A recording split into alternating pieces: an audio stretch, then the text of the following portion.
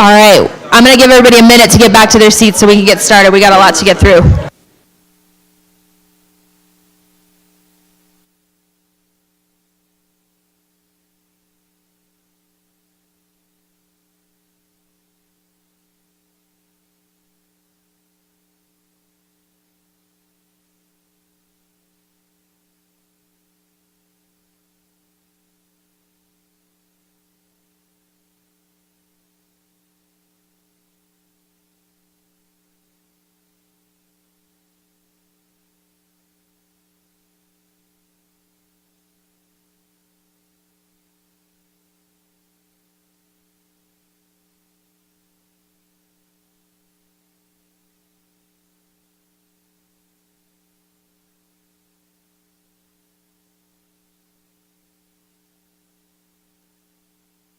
All right, everyone, I'm going to go ahead and call our regular city council meeting to order at 7:30 p.m., and I'll ask our city clerk to conduct the roll call, please. Mayor Source. Present. Vice Mayor Bregenzer. Present. Council members Gordon.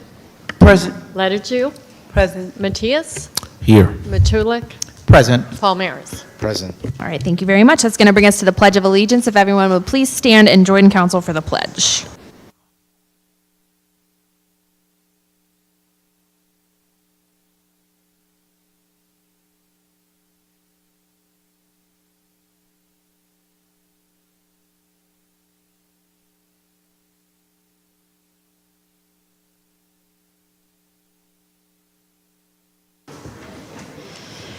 All right, thank you, everyone.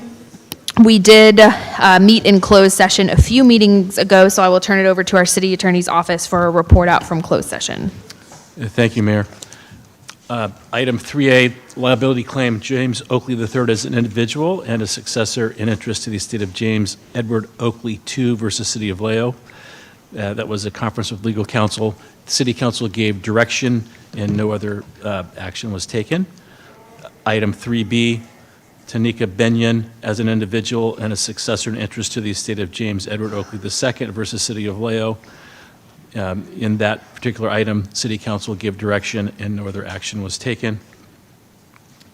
Item 3C, conference with legal counsel, existing litigation pursuant to California Government Code Section 54956.9D1, Joe Gomez versus City of Vallejo. City Council gave direction, no other action was taken. And then item E, conference with labor negotiators pursuant to Government Code Section 54957.6. The City Council gave direction, no further action was taken. And item F, conference with real property negotiators pursuant to Government Code Section 54956.8 for 285 Maryland Way, Vallejo, California. The City Council gave direction and no other action was taken. And that completes the report out, Mayor. All right, thank you very much. That's going to bring us to item 5. Since we are starting a new year, we are selecting our vice mayor, and I'll ask our city clerk to please announce item 5A. Adopt a resolution electing and appointing a member of the city council to serve as vice mayor for 2026. Thank you, and I want to thank Vice Mayor Bregenzer for serving for this past year, and I cannot remember if we need public comment on this item. Do we have any commenters on this item at this time, or anyone wishing to comment? I'm not seeing anyone. I've got hands raised for community forum. For community forum, all right. We'll go ahead and seek nominations for vice mayor. Vice Mayor Bregenzer. I'd like to nominate J.R. Matulik. And I see Councilmember Gordon. I'd like to nominate Palmares. All right, and I do not know which order we vote. We have 2 nominations. We'll vote for the first nomination first, so why don't we vote for Councilmember Matulik?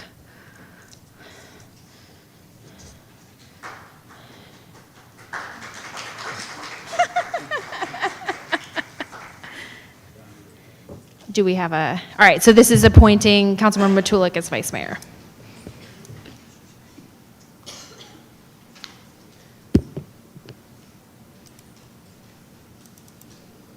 That motion carries unanimously with Councilmember Gordon opposed. All right, we are cracking up here, and we will move on. Congratulations to our new vice mayor, now Vice Mayor Matulik.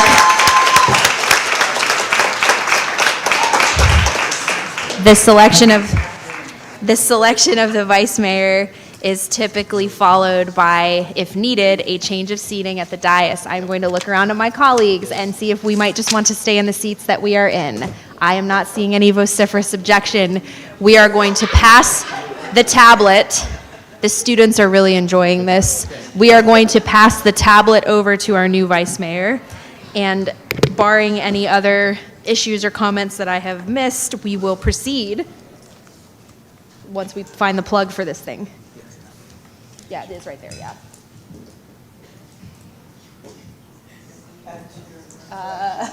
Why isn't it going in?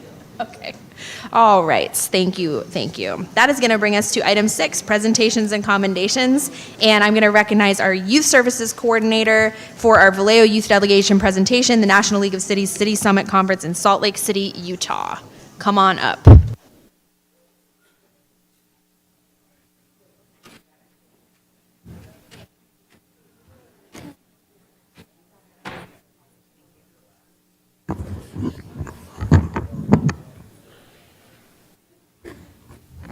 Good evening, everyone. Victoria Grace Barksdale, Youth Coordinator for the City of Vallejo. And it is my pleasure again this evening to introduce or reintroduce our Vallejo Youth Delegation. This year, we took a trip to Salt Lake City, Utah. This is our 6th time partnering with VCUSD, the Vallejo City Unified School District, to offer a leadership and civic engagement skill building opportunity for youth. We have seats that offer training for the student trustees, as well as students that apply and are selected through a competitive competition from each of our Vallejo high schools. So Vallejo, Bethel, and John Finney High School. And so I'm going to go ahead and let them introduce themselves, talk a little bit about our trip and some of the outcomes and highlights that they have. Thank you.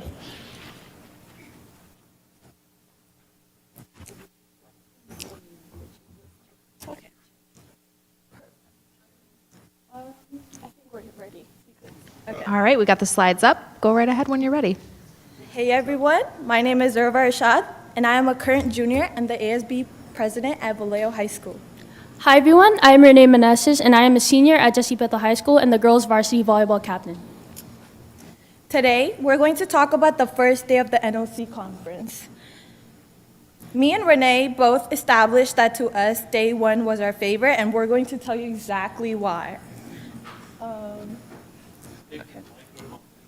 Okay. We worked in groups to create. Okay. Thank you so much. We worked in groups to create a mini advocacy campaign. We had to pick an issue we cared about, and my group chose AI regulation. We talked about how AI is becoming more involved in everyday life, especially in education, hiring, and social media, and why it's important to have regulations in place to make sure it's being used responsibly. What I liked about this workshop is that it emphasized empathy. It showed us when you connect with personal stories with clear messaging, people are way more likely to listen and engage. Overall, it helped us understand how communication can turn ideas into action. Hi everyone, I'm going to be talking about Workshop 2. Workshop 2 was about tending to the needs of a city by redesigning and renovating a part of a city in a way that it can be inclusive to the community and impact everyone in a positive way. So my group specifically had the scenario where we had to redesign an underpass that was poorly lit, avoided by the community, and specifically geared towards the youth. Our goal was to improve safety, accessibility, and the overall aesthetic of the space. What I liked about this project was that we all got to integrate our own ideas and concerns into single projects. I loved how everyone had a role, whether it was presenting, drawing pictures, or sharing ideas about their cities. Everyone contributed in a meaningful way. What I found especially meaningful about this workshop was that everyone had a willingness to prioritize inclusivity, which building a project should have. And in conclusion, I learned that having realistic expectations is one of the most important factors when working with people who have different perspectives or have lived in different places. Overall, this experience helped us understand the value of collaboration, respect, and inclusivity when working as a team.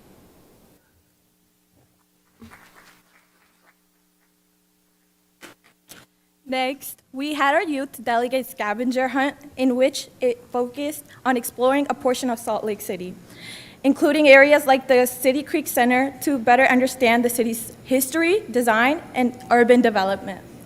Along the way, we learned about landmarks such as the Brigham Young Monument, which features a bronze bas-relief by artist Cyrus Dalen depicting the 1847 journey of the Mormon pioneers and honoring Brigham Young, along with the original group of men, women, and children who made the trek west, connecting historical context to the spaces we are exploring. So next, after the scavenger hunt, there was a swig party in the youth, and the youth and advisors got to attend.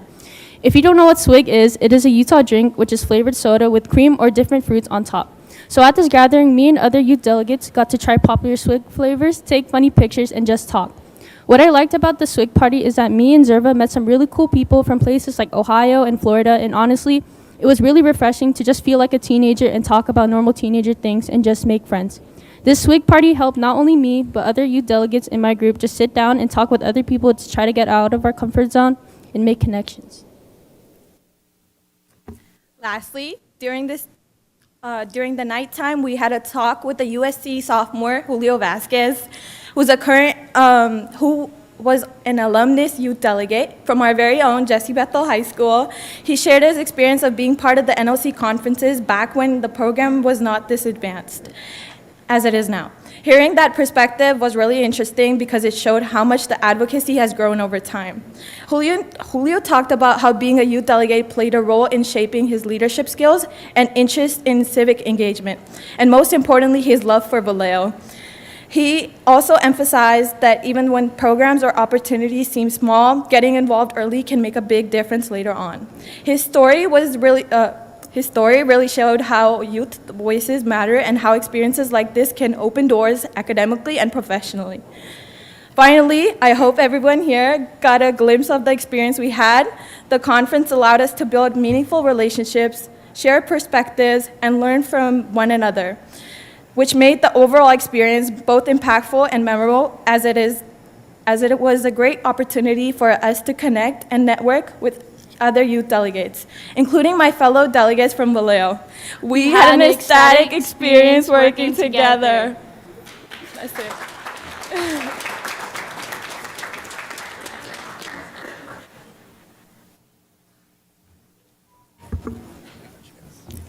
Now we should be on the next slide. All right. Good evening, Mayor, City Council members, and community. My name is Baroj Arbab. And my name is Hector Tinoco. And we both were granted the opportunity to go on the youth delegation trip to Salt Lake City, and I'll pass it off to Hector. On day 2 of the trip, we attended a workshop on city accessibility where we learned how to include everyone's voices in public spaces. Following our workshop, we had the opportunity to attend the opening ceremony of the Adults Conference where we were able to hear from many speakers from all over the nation, including some that spoke on AI. And the great thing about that opening session for the adult conference was the fact that there were hundreds, if not thousands, of city council members, mayors, legislatures from across the country, and we were able to follow up with them and connect with them after to get ideas on how we could improve our city of Vallejo. And following that, myself and one of the other youth delegates, Ibrahim, we had the opportunity to attend one of the workshops for the adult conference where I had the opportunity to talk about the city of Vallejo, some of the great things we do here, the opportunities for youth, things like that. And I was able to ask questions, follow-up questions on how we as youth can be more involved in things like community project funding. And they were really helpful. And as you can see in the, I believe, bottom right, that's a picture of us with the legislatures from across the country. And then throughout the program, we had opportunities to connect with delegates, with students, with leaders from across the country. And it was a really invaluable, or something you can't even quantify, really great importance because we learned how youth are involved throughout the country. And that's something that we hold with great reverence that we can still use even today. And that's it.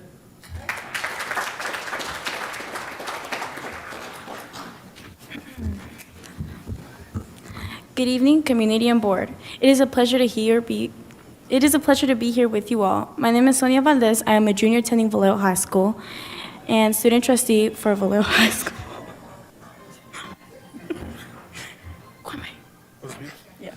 Oh, good evening. It's a pleasure to be here with you today. My name is Kwame King. I'm a senior attending John Finney High School and a Willoughby Atkins Scholar.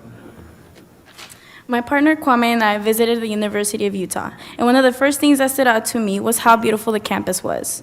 The space felt open, well-designed, and very inviting. Being there, you could really imagine yourself studying, walking between classes, and spending time on campus. What also stood out to me was the sense of community. The campus felt well-knitted, and we noticed a lot of diversity among students and staff.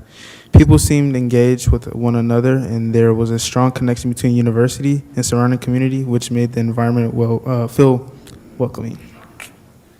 While I appreciate those strengths, I also wanted to learn more about student support, especially around safety for immigrant students. I asked specific questions about protections, resources, and how the university supports students who may be undocumented or from immigrant families. The responses were respectful, but some of the answers didn't fully address the concerns we were hoping to hear more clarity on. The experience highlighted how important it is for students to feel not only welcome, but clearly supported when it comes to safety and belonging. Overall, the visit helped us understand that choosing a university isn't just about how a campus looks or its academic reputation. Feeling connected often depends on whether your values connects and identities are truly acknowledged and supported. We truly appreciate the opportunity to visit Utah University, ask thoughtful questions, and reflect on what matters most to us in a university community. Thank you.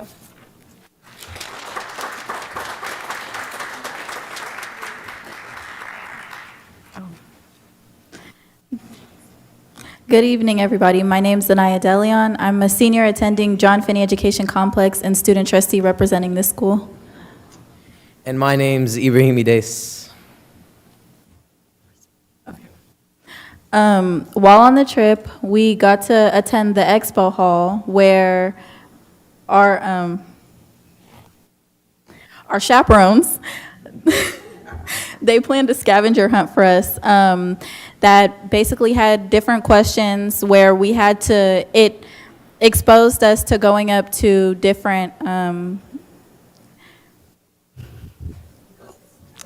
booths and made us talk to people, learn more about the stuff that they did. And because this one was, for the most part, it was based around a lot of student things or things that help students, we found a lot of workshops and things that we can bring back here. One being the Your Very Favorite, which custom designs coloring books. And then we found stuff that gets a little more into politics and stuff like that, which was the America 250, which their initiative is to get all Americans involved in the 250th anniversary of America, which is this year. Good evening, everyone. I'd like to start off by thanking not only our council members, but the people of Vallejo for showing up and being here today. And I'd like to focus my portion of this presentation onto Just Serve. Just Serve is a nonprofit website that connects volunteers with local service projects in their communities. I first learned about Just Serve at the Expo Hall, and I was thrilled to learn about the possible benefits it can bring to our school systems here in Vallejo. That being said, my aim in these following weeks is to champion this platform and propose connecting it with our school district. By doing so, we can give every student an equal, simple, and organized way to complete their required senior year community service hours and boost local charities, homeless shelters, and environmental causes. Just Serve doesn't just connect volunteers to projects. It connects our students to the community. Thank you.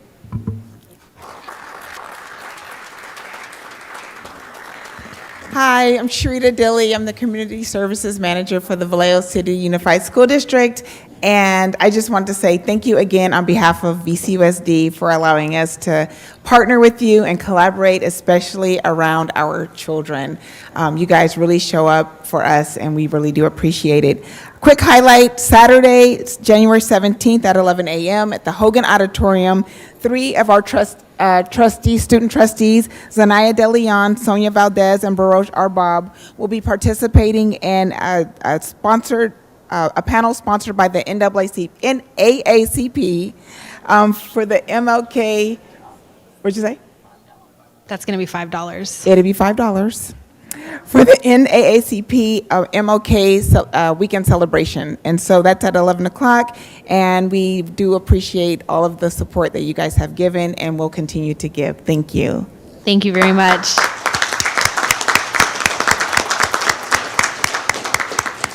So I can't remember if we took a photo last time. When you first came before us, we did. There's some new people. There are some new people. We will. All right, we'll invite you up here to take another photo, and then we will move forward on the agenda.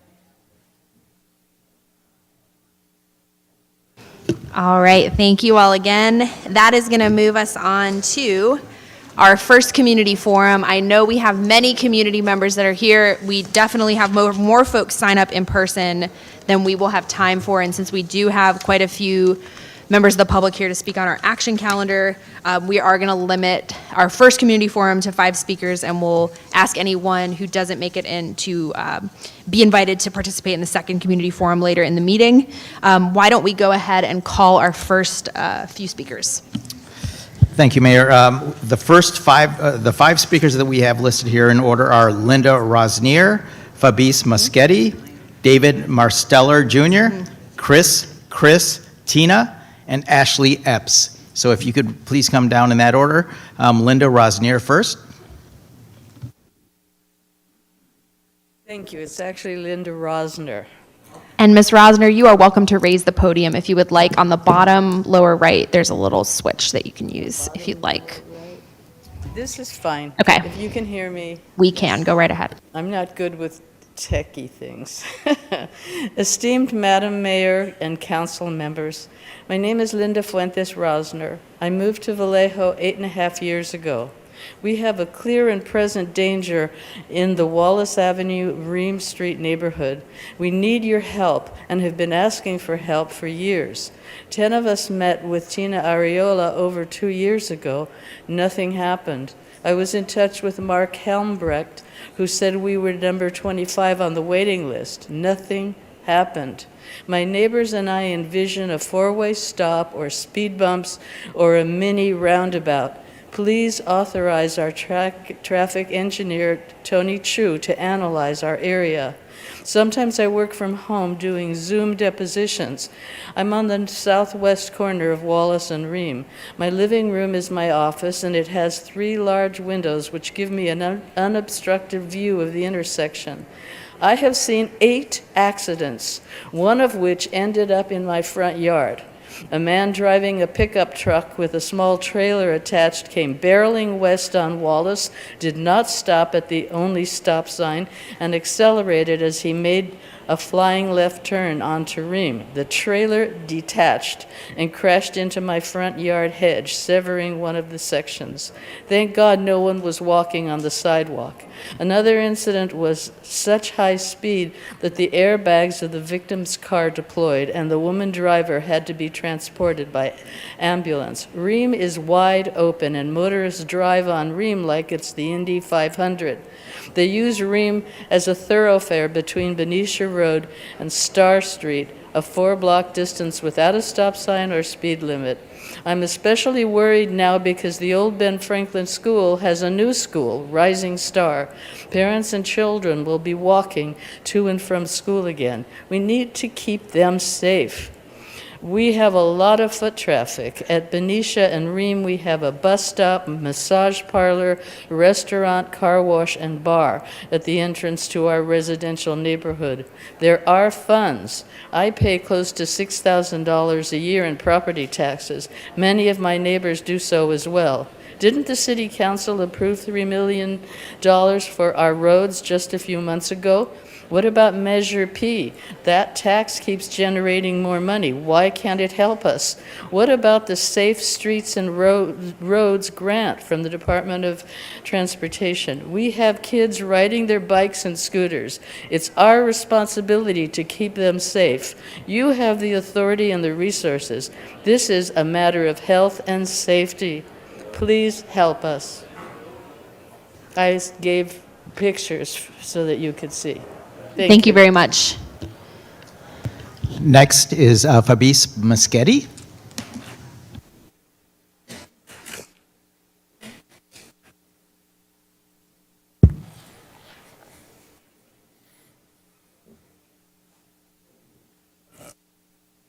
Good night. My name is Fabrice Moschetti. I've operated a small business since 1994 in Vallejo. We are like a mom and pop, type of business. And since we moved to Vallejo, we have been fighting or dealing with a problem with the parking lot, which and also the street, which which brings to our business. Apparently, that parking lot and that street are the city property, and we have been trying for 32 years now to resolve the issue that we experienced. The street or the parking lot have never been paved, or there is no proper sidewalks. And for the longest time, it was an issue, but not as crucial as it's becoming now. Why? Because I think we begin to experience that void right there in front of our business. And so what happened is we are like attracting, people homeless, living in tents, cars, vehicles are abandoned, and which bring us a lot of problems, because sometimes it's a fire, sometimes it's a fight, sometimes it's an accumulation of garbage. This weekend again, we had many people moving and littering the parking lot of or what we call the parking lot, with their garbage. So what we would like, obviously, because as a business, our business is about 75% wholesale and about 15% retail. And obviously, it's not as acute of an effect on the wholesale part of our business, but we like to develop more retail. And retail, obviously, is about experience. And so when we have people who try the coffee somewhere, one of those 400 or 500, accounts that we are in the Bay Area, and they come to visit us to acquire, some coffee, when they come to a parking lot and it's littered with garbage and abandoned cars, it's very difficult to understand why a quality, business would have such a parking lot in disarray. And obviously, it's not just an economic, point. It's like I've lived in Vallejo and operated a business for most of my life, and it's a question of pride. When people come to us and say, "Oh, it's good enough for Vallejo," that really infuriates me. I really want to do the best, and I want to show that even if we are in Vallejo, we can have the best coffee in the Bay Area. Thank you very much. You're welcome. Next is David Marsteller Jr.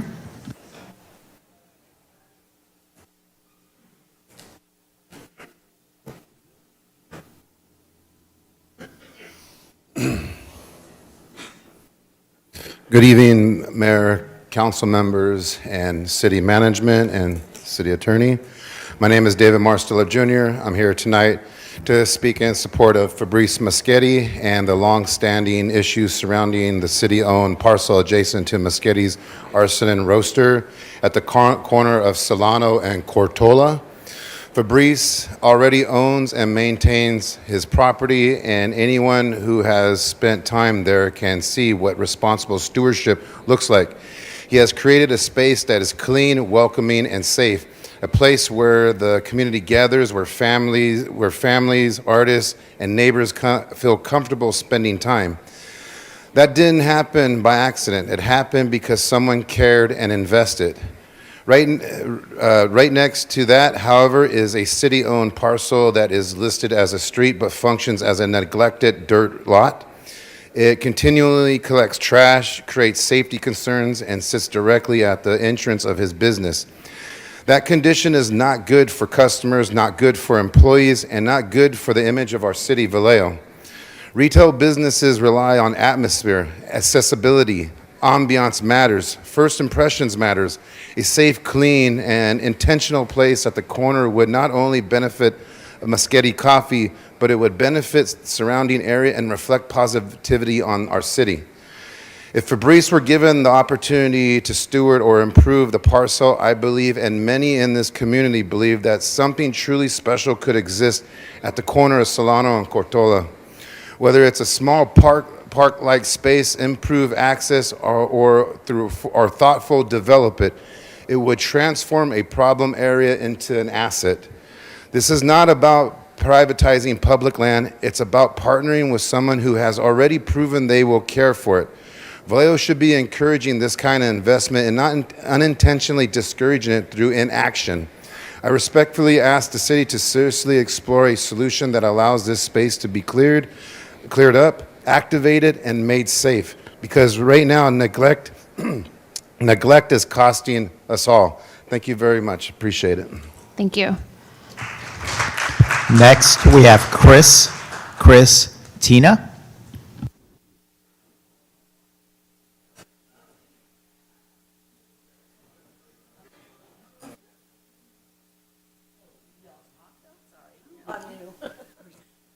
All right, and you all can lower the podium just as we raised it. Hi, good evening, council, mayor, and staff. We are the humble handful of Woodrow Avenue residents who have had to endure for the past 4 or 5 years with squatters living on our street and taking over our livelihood. Our tax dollars are going into the toilet, and we're not getting any services, even with the abundance of emails that city staff has received, and I've been on this when I was on council, and here we are today still trying to fight this nuisance that has taken over our neighborhood. These people are breaking the law. There's drug and sex trafficking, tapping into utilities, and I'd like to know why I don't get any response from city management with my email dated January 5th. We want to know, when can we meet? We've asked for a meeting in person. We want to hear it from your face, City Manager Murray, why you refuse to meet with us and why this problem is still persisting. Is it about receivership? Because if that's an avenue that we need to explore, then definitely let's go into looking into receivership. But these people are fed up. We've had petitions signed, and that didn't seem to work. Emails aren't getting responded to. That doesn't seem to work. Now here we are, face to face with you all. What's going to happen, and what can you do about it? Chime in, come on. Chris, I am the neighborhood watch captain for Woodrow, Reese, and Idora. 364 Woodrow has been a problem for years. We get no response from code enforcement. I've dealt with city attorney's office in a couple of emails. Recently, Sergeant Hollis, who oversees the neighborhood watch, stated that we can schedule a meeting. Told me to contact, I believe it's Lorena, who's overseeing code enforcement now. I've done that, have not received a email back. I learned today that these people not only broke into a house behind me and squatting, they tried to take over another house on Woodrow. They broke into a gentleman's trailer, stole his propane tanks. We need something done ASAP. We need some answers. Next. Go ahead, Chris. Hi, my name is Chris Gonzalez. I live at 302 Woodrow.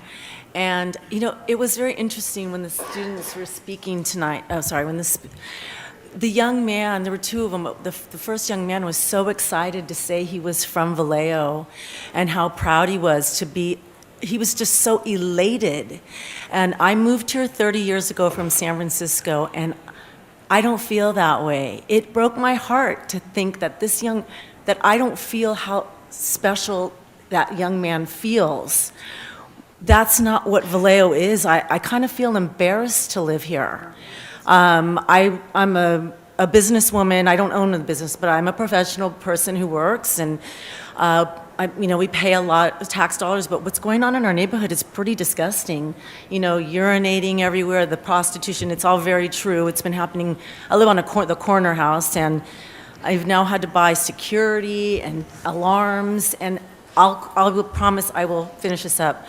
I just want you to know that excitement that young man had, I don't see it. Vallejo's not there, and I'm embarrassed to say that too. But we really do need help in our neighborhood.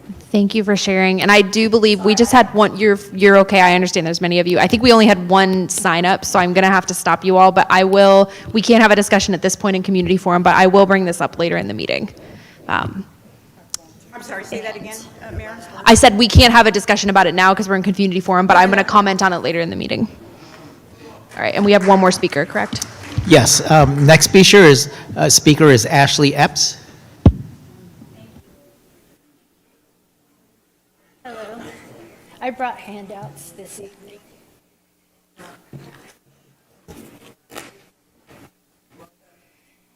Good evening, Mayor, council members, and city staff, and thank you for your time this evening. My name is Ashley Epps, and I live on Mare Island. I wrote you all an email last week on January 8th, and I'm asking the city to put a temporary moratorium. If you could just move, there you go, perfect. Go right ahead. To put a temporary moratorium on all building, development, and permitting, including residential permits on Mare Island until sewer infrastructure responsibilities are resolved between the city, VFWD, and the Mare Island Company. Local jurisdictions in California, they possess a broad authority to adopt development moratoria under Government Code 65858. The moratoria may be enacted when there's a, quote, current and immediate threat to public health, safety, and welfare. Failing sewer infrastructure, exceeded capacity, overflow risk, they all clearly satisfy this statutory threshold. Thus, the city can legally act now to prevent further harm to residents, taxpayers, and also students that go to school there. First, the sewer system on Mare Island has already exceeded its capacity for current residents and businesses. It suffers from corroded and broken pipes, leaking manholes, stormwater infiltration, and groundwater intrusion dating back to the naval area. These conditions raise costs and increase the risk of overflows and service failure. You can't build without fixes. The wastewater district has stated this in their sewer capacity summary report from May 12th of 25. And Technical Services Director Tracy Rideout stated, you can't revitalize Mare Island on old Navy infrastructure. You have to fix the underlying infrastructure first. Third, the developer obligations remain unfulfilled. Lennar was responsible for new backbone infrastructure, including sewer and stormwater, under the 2001 development agreement, which was 25 years ago. And then when Nimitz took over in 2019, it assumed those responsibilities, yet nothing has been done. And according to the Vallejo Sun, the Lennar's commitment of roughly $260 million, it just never materialized. Today, though, each entity between Lennar, Mare Island Company, Nimitz, the city, and VFWD are all pointing fingers and saying each of the other one has to pay for it. So a working group has been proposed, but no binding solution exists and no upgrades have been made to date. Despite that, This past December, Mare Island Company announced that Lennar is going to build 96 new homes at the Coral Sea Village without addressing the collapsed infrastructure beneath it first. Other California cities have taken this exact action, and thus Vallejo would not be the first in moving to temporarily pause development. And we have hit the time, so we will need you to wrap if you have one more closing sentence. Pardon. I'm just asking you to wrap. I'm trying not to interrupt, but we are at time. That's fine. Thank you very much. You're welcome.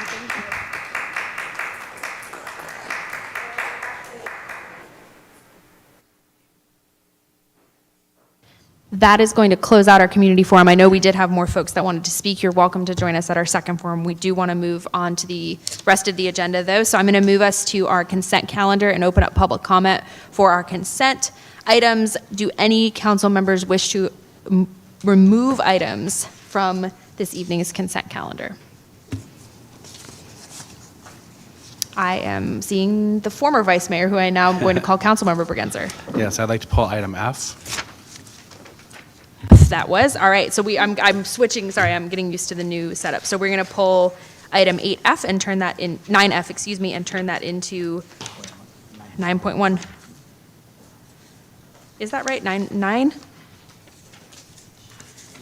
That is correct. It's odd numbering because we added this. That's what it is, okay. Apologies for that confusion. All right, 9F is going to become 9.1. I'm not seeing any other requests for poll. Do we have public comment at this time? Anyone online? No speakers at this time. And Madam no one Mayor. in person. I am going to go ahead and use my discretion then to close the public comment and ask for a motion to approve the consent calendar. I move we approve the consent calendar and approval of the agenda with removing item 9F, or 9F and making that 9.1. All right, we're ready to vote.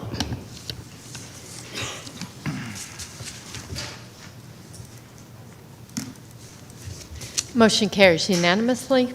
All right, thank you. That's going to bring us to our item 9.1, formerly 9F, a side letter agreement between the City of Vallejo and the Vallejo Police Officers Association for one retired annuitant, and I will turn it over to Councilmember Bergenser, who pulled this item. Yeah, I would just like to know a little bit more of the history. I don't think the staff packet was very clear. So I would just like to know a little bit more of the history of how this came about and why we're voting on it tonight. So HR Director Cifuentes is on her way and will provide information when she arrives.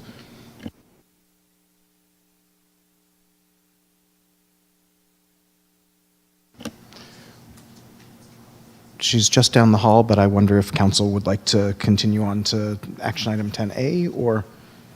I would be okay with that. Why don't we go ahead and proceed to item 10A, and then we will, through the after chair, that or item, through we the will mayor. come back through. Go ahead, Manny. We did have members of the public that raised their hand for speaking potentially on this item. On this item, can we check with them and make sure that it is for this item? Because they would have had their hands raised for the consent calendar.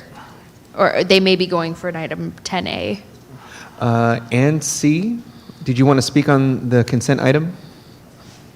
Can you hear me? Please confirm. We can. We just want to confirm that you're speaking on the consent item 9F. So my hand was actually raised for the consent calendar for a different item, so that's why I put my hand up. Oh, I for don't know this how we because missed I you. wasn't recognized. Yeah, go right ahead. So my comment was about item 9C as in California, and that was the $1,277,000 that the city is recognizing to make repairs at Farragut School. And I just wanted to take this opportunity to point out that the need for repairs stems back to what was, I think, a hasty decision to buy Farragut School in the first place, and that a couple of us had pointed out at the time that the city did not have a plan for it and that it would incur cost. And gosh, look at this. Look at what happened. There was vandalism and repairs needed that resulted in a $1.2 million price tag. So the bargain property is not always a bargain, and we need to become smarter about investments that we make and really have plans for the buildings. That's all I had to say. Thank you. Yeah, thank you for sharing that, and apologies that we missed you during the comment period. And through the mayor, also the phone number ending in 090. Did you want to speak on the consent item in question? Yes, I had my hand up for the community forum, and I wanted to speak on 10B. 10B, you are welcome to stay. We will get to 10B in just a few minutes, and when we get to that item, if you raise your hand, we'll make sure you get a chance to speak. The community forum, we exhausted with our in-person speakers, so we'll be taking additional community forum later in the meeting. But for 10B, we'll take comment on that in just a little bit. And through the mayor, there's also another member of the public with their hand raised. Okay, let's check with them.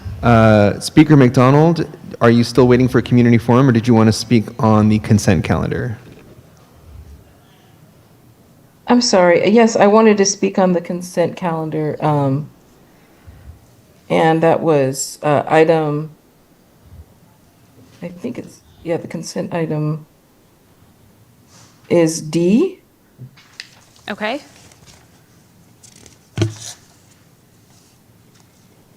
This is the Proposition 47 grant program. Since we missed you earlier, go right ahead and share your comments. Oh, okay. For me, it seems a little bit more like a systematic kind of issue, and so that's the response that I have. I feel like basically a lot of our bureaucratic systems are breaking down, and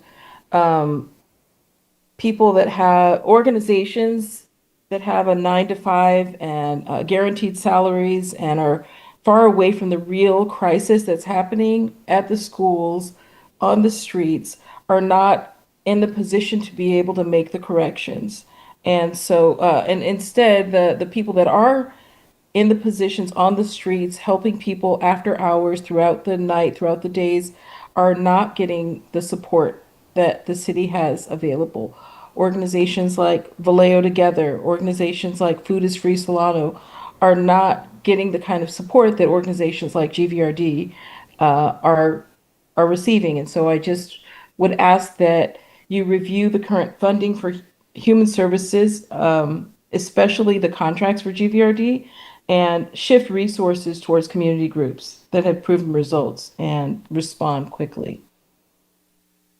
All right, thank you very much. All right, we're gonna close public comment on the consent calendar, and if we do have our HR director, so we are gonna continue with item, which now a 9.1, formerly item F, and we had a question about the retired annuitant request to assist with Cal DOJ reforms. My apologies, Councilmember Bergenser. I did hear your question.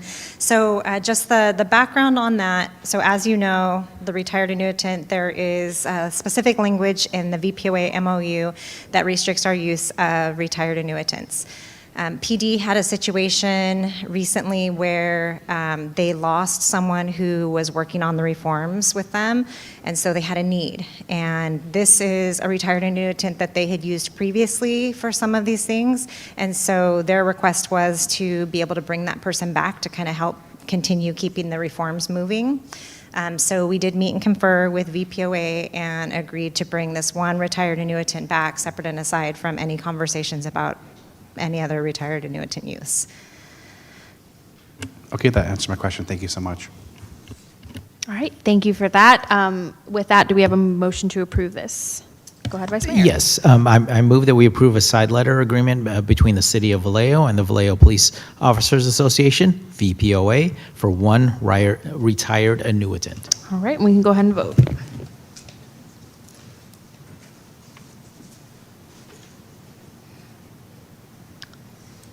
All right, did we get everybody?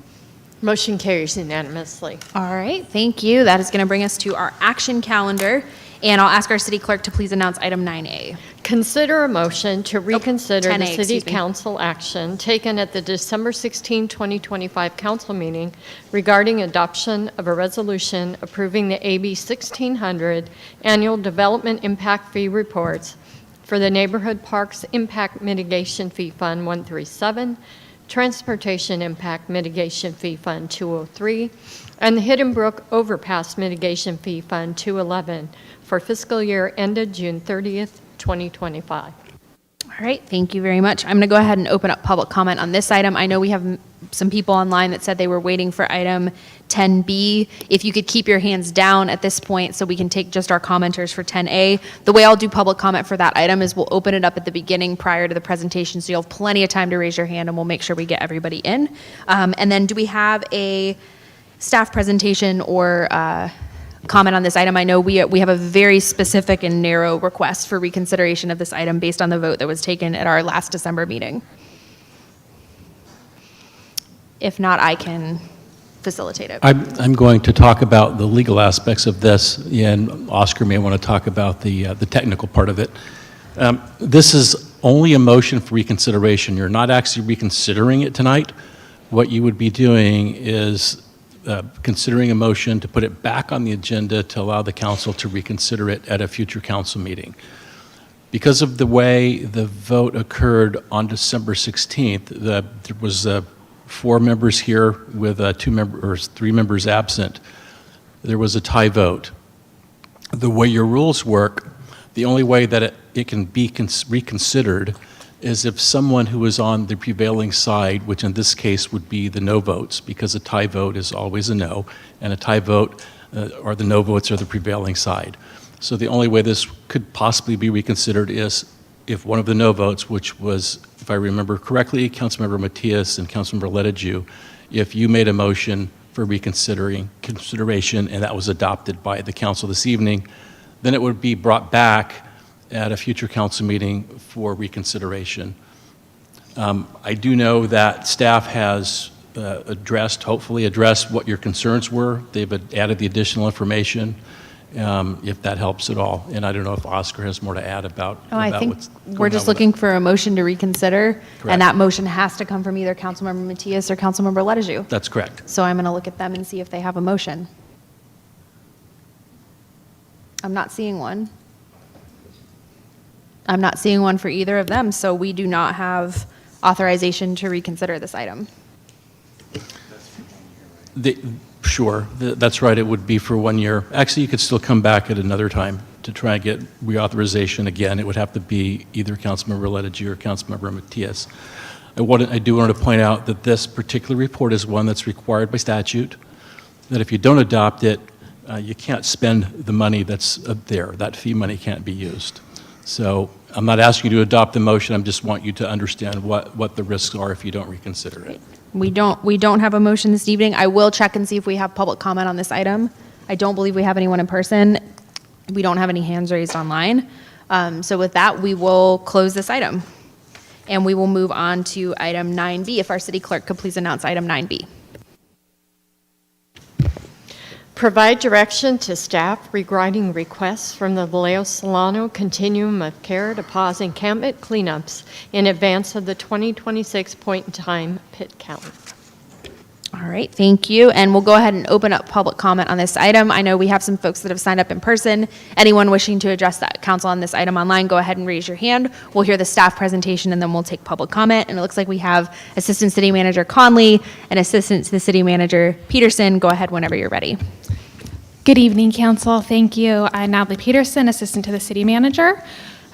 We are bringing before you a request from the Vallejo Solano Continuum of Care, which I'll refer to as the COC for the rest of the meeting, to do a temporary pause on encampment cleanups in advance of the 2026 point in time, also referred to as the pit count. Next slide, Manny. So what is the pit count? It is a nationwide initiative to provide a snapshot of time of the number and demographics of individuals experiencing homelessness. It's done nationwide, but particularly we are looking at Solano County and our city, obviously focusing on Vallejo. Based off of HUD's definition for homelessness, so each area has slightly different definitions. McKinney-Ventos is slightly different versus HUD's definition, so we do work off of HUD's definition. This is a county-wide coordination for the 2026 count with representatives on the planning committees from the city, county, service providers, and community members. This year's pit count will be conducted on January 29th, 2026. And Vallejo's count is set to begin roughly around 7 a.m. We'll meet at City Hall first, go over some basic training, and then go out in the community. It is still early, but it has been moved back in past counts. We have started at 5:30 in the morning, so it has given us a little bit of time so we're not waking folks up quite as early. Next slide.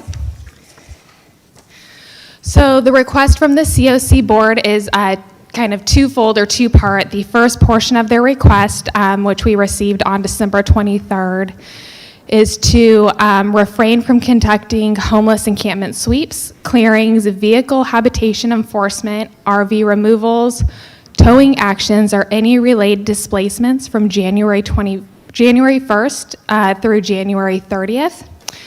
This request is being made to help support the accuracy and integrity of the point-in-time count, with the idea that moving individuals ahead of time, we may be sending folks to areas that had been previously cleaned, and potentially missing individuals if they were moved shortly prior to the cleanup, or to the point-in-time count beginning. Next slide. The second part of the request is to continue the temporary pause from January 31st through February 28th. This portion of the request is for to allow outreach teams and partner agencies time to do follow-up with individuals and families that are met during the count, and to organize outreach and connect with those individuals to provide available resources and services. Next slide. So addressing public health and safety concerns, if the temporary pause is approved by council this evening, staff can continue to do trash pickups at the encampments and utilizing the times that we would typically be doing encampment removals to do trash pickups. We would not move individuals during this time, but we would move excess trash and debris from the sites, and would use the support from the COC and the partner agencies to coordinate and do the outreach during those events. If the temporary pause is not approved and council directs, staff would continue with encampment cleanups, removals, and vehicle enforcement. The city typically averages 3 to 4 encampments per month, depending on the size and where the encampment's located, how hard it is to get in and out of the encampment. Next slide. So council's options this evening are to approve the twofold, you could approve the twofold temporary pause requests, so the months of January and February, approve a partial request of that time, or deny the pause request and direct staff to continue with encampment cleanups and vehicle enforcement. Next slide. So with that, we are happy to answer questions. We do have representatives in the audience from 4th Second, which is the organization that would work with Resource Connect Solano and the Continuum of Care to provide outreach. So we do have representatives here who would be willing to speak or answer questions that council may have about the outreach that they are proposing to provide. Council will also note that a letter was sent to them on the 8th of January from the Continuum of Care that addresses a little bit more detail than the original pause request had. And this afternoon, we did receive a proposal from the Vallejo Homeless Union and Vallejo together about proposed debris removal partnership with the city that was shared with council this afternoon when it was received. Thank you. All right, thank you. So what I'll do is I'll go ahead and have us take our public commenters on this item. I will get, I don't know how many speakers we have. We have 2 speakers in person and we have 3 online. All right, we'll go ahead and call them. Yes, our first in-person speaker is Eli Smith.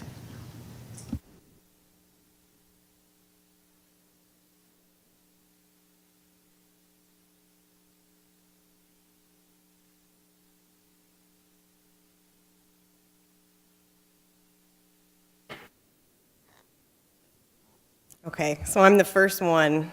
So I want to set the tone. I want to encourage everybody that's here in this room today to remember that we're here to talk about the pit count specifically and not encampment clearances in general.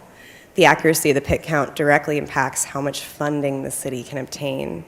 We need to do everything that we can to get as accurate of a count as possible.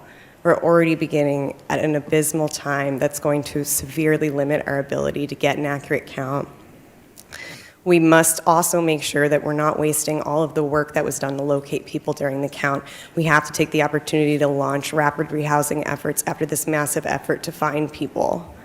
It's a 6-week pause in a city which has already claims to sweep only 3 or 4 encampments citywide in a month. Homelessness is a public health issue, and yet it's been needlessly politicized like many other public health issues. Much like the politicization of COVID led to the anti-vax movement, this politicization of homelessness is crushing our city and feeding the growth of the encampments. COC, Solano, JPA, the Homeless Union, in collaboration with Fourth Second, Vallejo Together, and other partner community organizations, have submitted pages of material, including a proposal for a temporary encampment health and safety management program to explain why this pause will help, not hurt our city. Documents have been provided from other cities in the Bay Area who successfully implement such programs, who have evidence-based, sophisticated homelessness policies. And this is what we should be talking about for this agenda item.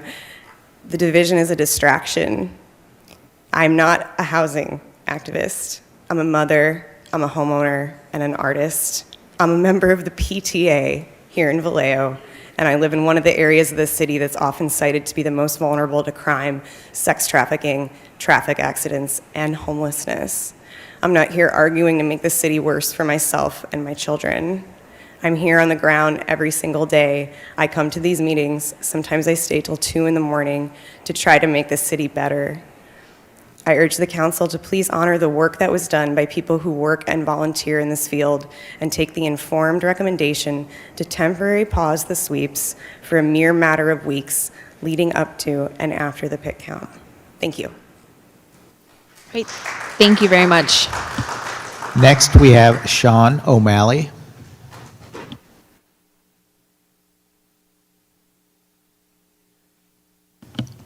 Sean O'Malley.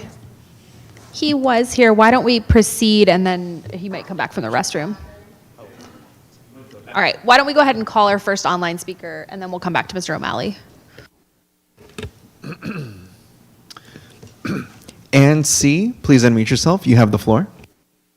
Hi, can you hear me? Please confirm. Yes, we can. Thank you so much. So I hope that council members and the city staff have had a chance to read the email that I had sent about this topic. To fast forward to my request, I would say I would ask the city to make a brief pause in the sweeps of, say, 2 weeks, and I just kind of pick that arbitrarily so that you can, in fact, get an accurate count. I think that that is reasonable. I don't see where a month pause prior to the pit count is necessary. That's point number one. Point number two, I'm very much alarmed by the idea that you would pause any encampment sweeps after that with the excuse of, oh, well, we need to now outreach to these people. The encampments, there are many encampments in Vallejo that are large, entrenched, and frankly criminal and unhealthy. And our efforts to clean those up need to continue. If the county and various nonprofit organizations want to be able to outreach to various encampments, the city can easily accommodate that by letting all those entities know when and where they plan any sweeps subsequent to the pit count. I think that we need to have both efforts going on in terms of compassion and understanding about the unhoused, but also respect for the people who live here in this city, who pay taxes, who have homes and businesses, and who deserve safe and clean spaces.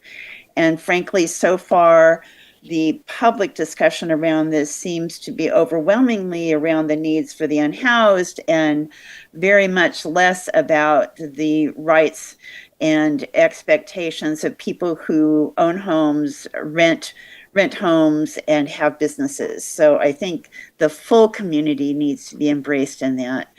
And I will also say that the county in particular has been completely derelict about proactive outreach to the encampments. For a period of time, the county had not done proactive outreach for more than 5 years. So in 4 to 6 weeks, I don't see how that particular behavior is going to change all that much. I could go into great detail about the lapses there, but I know that this council has many items. So again, just to recap, please do a brief pause and then go ahead and inform the nonprofits in the county of any cleanups that would happen after the pit count. Thank you. Thank you. Is Mr. O'Malley back? It doesn't appear so, so we'll go ahead and call our next online speaker. Phone number ending in 090. Please unmute yourself. You have the floor. Yes, hello. Can you hear me? Yes, we can. So our city has had over a decade to find a way to deal with the homelessness. The failed housing first model has been a disaster. No good can come from thinking people in the throes of addiction only need their own apartment. That is lunacy. Equivalent to a person with cancer only needing a home. They need treatment. As to local Resource Connect and continuum of care, Resource Connect, that sounds so action and solution oriented, Resource Connect. And then continuum of care, the lilting tones, gentle and reassuring. In reality, they are hollow words with little to no actual engagement to get the homeless resources and clear our streets. ANCAR has already provided you with details in regard to their ineffectiveness. There is no benefit to them in solving the problem. So to request to do nothing to clear encampments that terrorize our neighborhoods and businesses for 2 months is a hard no. Their ineffectiveness will not be improved by continuing the degradation of our city. Perhaps they could get a more concise pit count if they didn't go at 6 a.m. when people had been up all night due to drugs or safety concerns. Perhaps a more accurate count if it was not voluntary to engage with count organizers. It's all about meeting the homeless where they are and no thought to our communities ravaged by blight, fires, drugs, and violence. Our city is not a nonprofit and it is not a church. The good of the majority rules in the United States, not the minority dictates. The homeless represent less than 1% of our city, and yet our entire city is held hostage to them and the advocates who are actors, showmen, and manipulators for their own financial or virtue satisfaction. When the homeless go to a business asking not for food but water, it's to clean their meth pipe, and aluminum foil to burn insect repellent for drugs. This is a direct example from a local business. No carte blanche for the homeless and advocates to ravage our city even more. COV has abdicated its government responsibility to enforce our anti-camping and anti-parking laws for long enough. COV and council have been derelict in your duties to the citizens of Vallejo to keep our city safe, clean, and lawful. And Vallejo citizens have had enough. We have very hard times coming in our country, harder than any of us have ever experienced. And we shouldn't be wasting time on these stalling techniques. It's a new year. Please get a hold of the timing of these meetings. Only 5 people to speak at community forum does not represent our community. Council's statement of trust, transparency, and accountability is disingenuous. Get it together. All right, thank you. We're going to go ahead and call up Mr. O'Malley if you're ready, and then we'll proceed with the rest of the online speakers.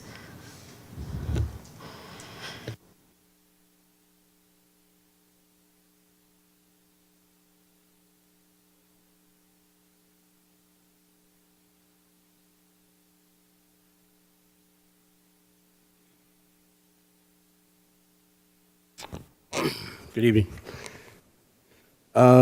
So for the last month, the whole 4 weeks, there have been no sweeps at all. That's because I think the staff that carries them out has been on vacation, and I don't think anyone even noticed the fact that there haven't been any sweeps. I know the city didn't plunge into chaos because there haven't been any sweeps. So I don't understand. So if they don't make any visible difference, why even have them? Sweeps don't even work. That being said, I don't think suspending the sweeps for another 4 to 6 weeks would cause any more harm than it has in the past month when there have not been any sweeps at all. So just food for thought. Thanks. Thank you. With that, we'll go ahead to our next online speaker.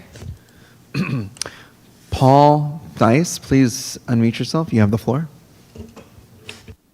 Good evening, Mayor Source, council members, and staff. Thank you for the opportunity on a very full evening to comment on this item.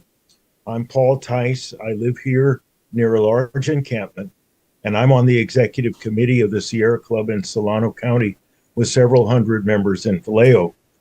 I support the proposals of the Housing First Solano Continuum of Care and the longer proposed encampment health and safety plan, which you have received, to address the human and environmental catastrophe of homelessness in Vallejo. These two proposals not only pause sweeps before and after the pit survey, but shift resources toward cooperative maintenance and other services with the unhoused. The longer proposal references workable plans already in use in other cities. Both of these proposals would improve our approach to our unhoused neighbors. Thank you for considering my views. Thank you very much. Do we have any more speakers online? All right, let's go ahead and call them. Yes, Mayor. We have two more. Crystal Gallegos, please unmute yourself. You have the floor. Good afternoon, council, or evening. Sorry, it's been a long day. Homelessness is not just a nuisance. We heard earlier from Eli that it is in fact a public health crisis, and we see it, and we should talk about the way that we respond to it determines whether people live or die. I'm here to support the letter from the Continuum of Care and the Cap Solano JP calling for the pause on encampment sweeps in the weeks before and after the pit count. I also want to urge the city to adopt a version of the supplemental encampment management plan proposed by local orgs tonight and before to address health and safety concerns during this pause. And what the city's doing right now, just moving people over and over again, is not solving our unhoused crisis. It's destabilizing people. It's breaking little trust that may or may not exist. And it's making it hard for any outreach workers to find folks, especially when many unhoused folks don't have phones. This constant displacement, it's interrupting things like, medical care, the mental health support that folks should be getting, and any kind of housing navigation. As has been mentioned, we've lost folks in recent weeks. And as we say over and over, these aren't just statistics, these are human lives. And when folks are constantly being asked to move, they become harder to find, more difficult to offer support to, and really more likely to die alone and unseen, as we've seen here in our city. Pausing the sweeps around the pit count it's not extreme. It's actually quite practical and evidence-based. And we know that if we undercount, we underfund. And then we act surprised when things get worse. I also want to quickly respond to the idea that this is only about unhoused people, not about homeowners, renters, or the rest of the community. That's absolutely not true. Public health belongs to everyone. When folks are constantly being pushed from place to place, the problems aren't just going to disappear, they spread. The instability in neighborhoods we hear about is increasing, the emergency calls increase, the crisis becomes more visible in more places. So this impacts everyone, homeowners, renters, families, seniors, small businesses, unhoused. So we need to talk about how this pause on sweeps and a real encampment management plan is actually about the stability. It's not about picking sides. And also wanting to respond to language that was recently used calling unhoused people blight. People are not blight. Poverty is not blight. Neither is trauma. Trauma is not blight. What really is blight is the system that allows people to suffer and die on the streets in one of the wealthiest regions in the world. So, dehumanizing language may make it easier to justify harmful policies and ignore suffering, but it's really moving us away from real solutions. We know this is about dignity, number one, about public health, and really ultimately about saving lives. So I support the request to pause the sweeps. Thank you. And I think we have one more speaker. Let's go ahead and call them. Final speaker on this item, the people, please unmute yourself. You have the floor.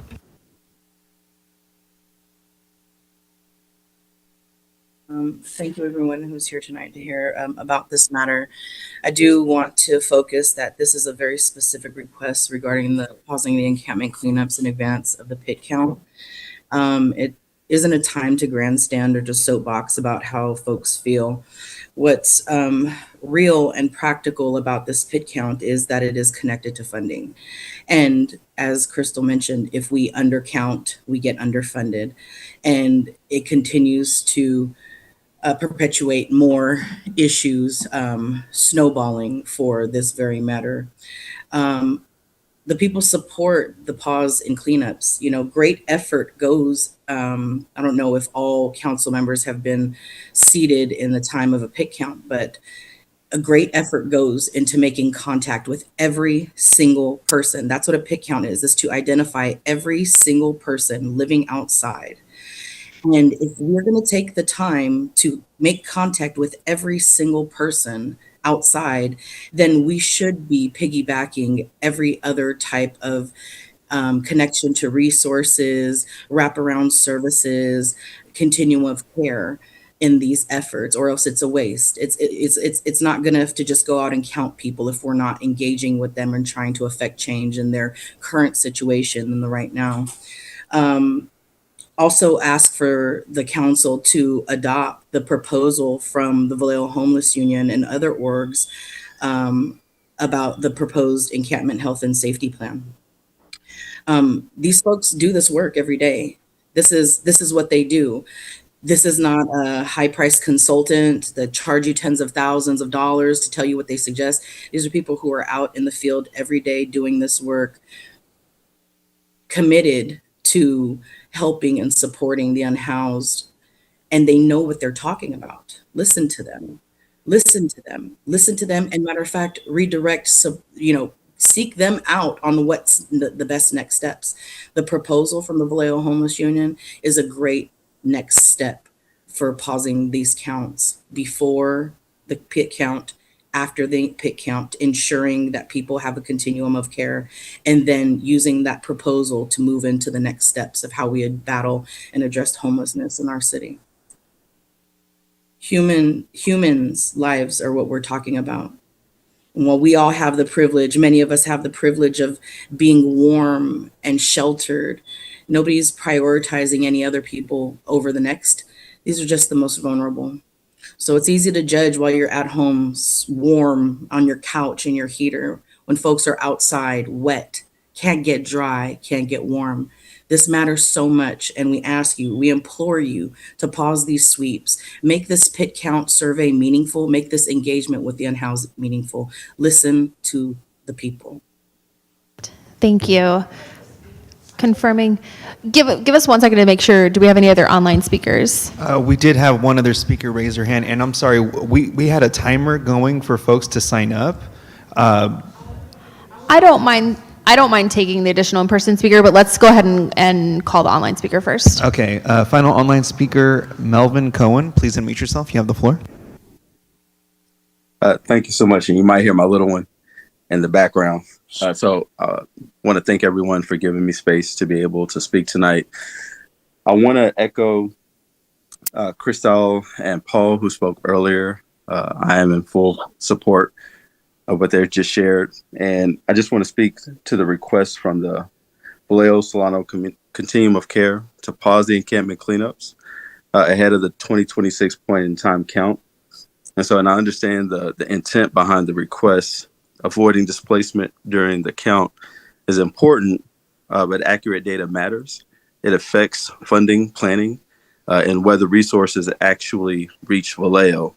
And that concern is valid. And at the same time, I want to be clear, a pause without structure risks creating additional harm for residents, for the environment, and for unsheltered people themselves.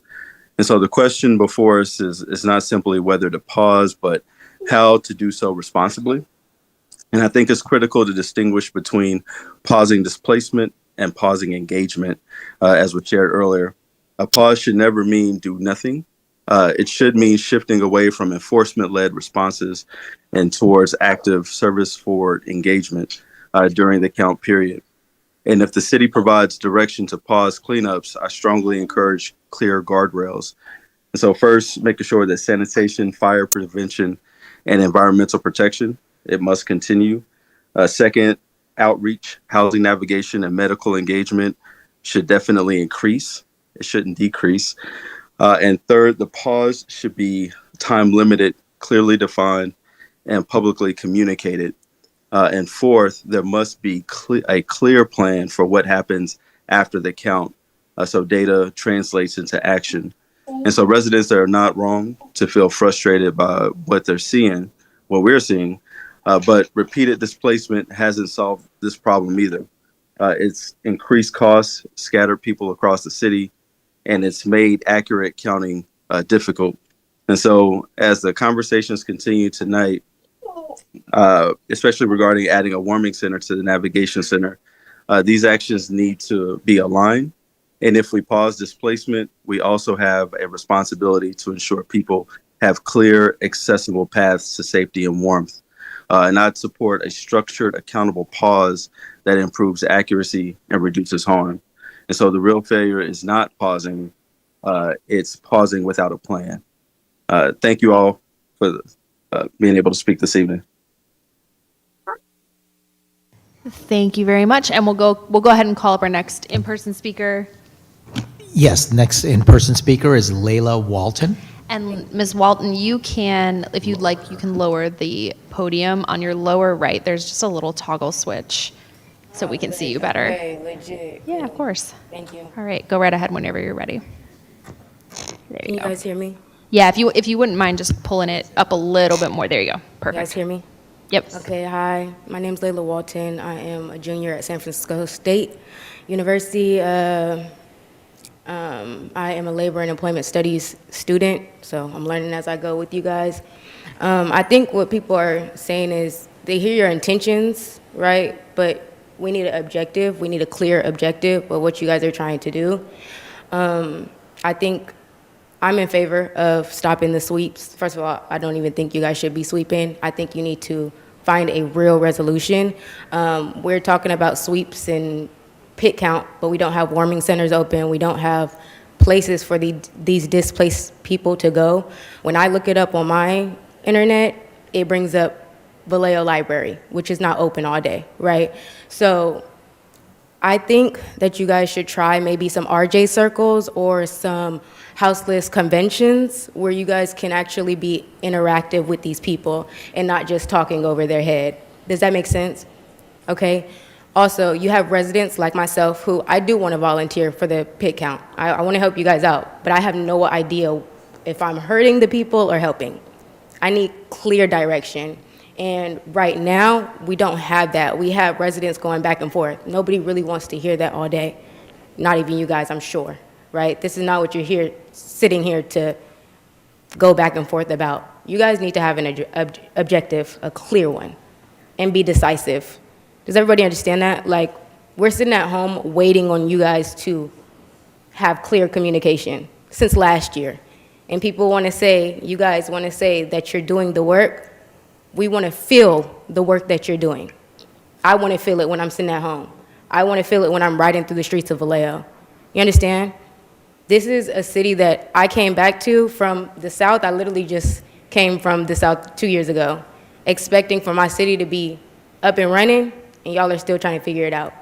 It's very discouraging, okay? So if it's discouraging for me, who thankfully, thank God, I have family in Vallejo that's been here, feel me? So I have a house that I can go back to. These people don't, feel me? And on top of that, you guys are constantly communicating and putting things out publicly on the media, but these houseless people are not seeing that. They don't have phones, feel me? When the libraries are closed, they're not on the computers. So we're talking over their heads, quite literally. All right?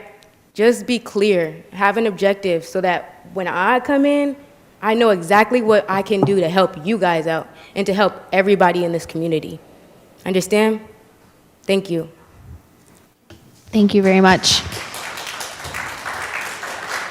All right, I'm going to do one more check for more speakers. Thank you to everyone who spoke this evening, and I'm going to now turn it over to council for discussion. I'm going to encourage us to do one round of, okay, all council members try to fit your questions and comments into one turn each, and then we'll move to a vote. And I see Councilmember Letters, you can go ahead and kick us off. So thank you. I fully agree with Eli, who came up and spoke, that really what this is about is the pit count. And nothing more than that it's a very banded discussion for me. And it really is about funding. And a pit count must be done accurately. And as the state is determining what more they're going to do around the unhoused, this data will be very important around funding. And so what we need to make a decision about is, yes, on foregoing sweeps. I would like to say to Natalie, who's responsible for this work, how many sweeps did we have in December? I believe there were 3 in the month of December. We did not do anything the last 2 weeks of the calendar year. Okay, fine. And so basically on the data that we have, we do 3 to 4, 3 to 5 sweeps, our cleanups. And in this 6-week period that we're requesting for, we would literally lose anywhere from 3 to 6 cleanups per se. But in the interim, we are saying if we pause to do this necessary, very important work that impacts the entire city, the housed and the unhoused, then we are committing to what? Because I think we need a much more robust plan than what has been laid out as it relates to what's in your presentation around cleaning. How often are we going to go to the encampments and clean? How often are the services coming to those encampments? How are we tracking that work and the data that's being collected? I don't really hear that in a very concrete and clear and concise manner, which is very important. Yes, so we do have representatives from Forest Second who would be doing the outreach work through the COC here who can speak to those specific questions. And I believe DeAndre, who is the chair of the COC, was trying to call in. I'm not sure if he was able to successfully make it online to answer those questions. In terms of the debris and trash removal, the 2 days a week that we would typically be doing encampment cleanup removals, we would utilize those 2 days with our public works team to go through and address as many locations as possible, specifically targeting areas that are addressing ADA accessibility, so kind of starting with areas where it is pouring onto sidewalks and preventing right-of-way issues, and then going to other encampments from there. Because it is not quite as lengthy to do trash removal as to do a full encampment cleanup, we would probably be able to double, potentially triple the number of locations that we're able to make it to. So what does that mean if we double or triple? Each week we would be able to make it to 3 to 4 locations depending on the severity of the site. So over the 6-week course, we could potentially hit 24 or so locations. And what does that mean as it relates to our relationship with Recology in terms of bins and the other part of in terms of sanitation, porta potties and so forth and on? Because we're making a deliberate choice. If we're going to make a deliberate choice to refrain for a period of time, then we need to make a deliberate choice about the services as it relates to our health and our body. And the cleanliness of the sites while we're doing this work. And while maybe Resource Connect is not on and First Second is not on, but even though they're not on, I'm going to say this to us as a city, we still need to know what their commitment is, and we should be able to articulate that whether they're on the line or not.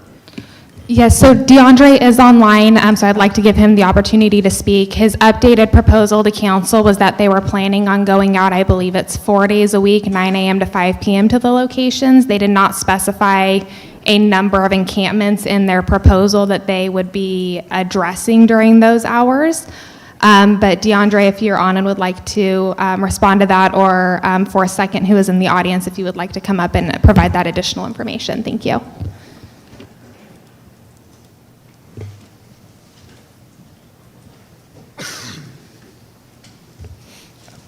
Good evening, everyone. So my name is Barbara Simpson. I am the Director of Mental Health Services for Fourth Second. In the audience with me is Andy, and he is actually our outreach coordinator. We have proposed, just as we're doing right now, Monday through Friday from 9 until 5. I'm going out with 6 other agencies to provide services. This includes enrolling individuals into the HMIS, and as of just today, we were able to sign up our individuals for housing as well in the community queue. So everyone that we outreach to, they will be signed up for housing as long as they provide the ROI. So, and that's Monday through Friday. And then 1 Saturday a month. Okay. And so what precludes us from increasing the Saturdays? We're being asked to pause for a certain amount of time, and the goal of that pause is to do as much work as possible. So how can we increase Saturdays?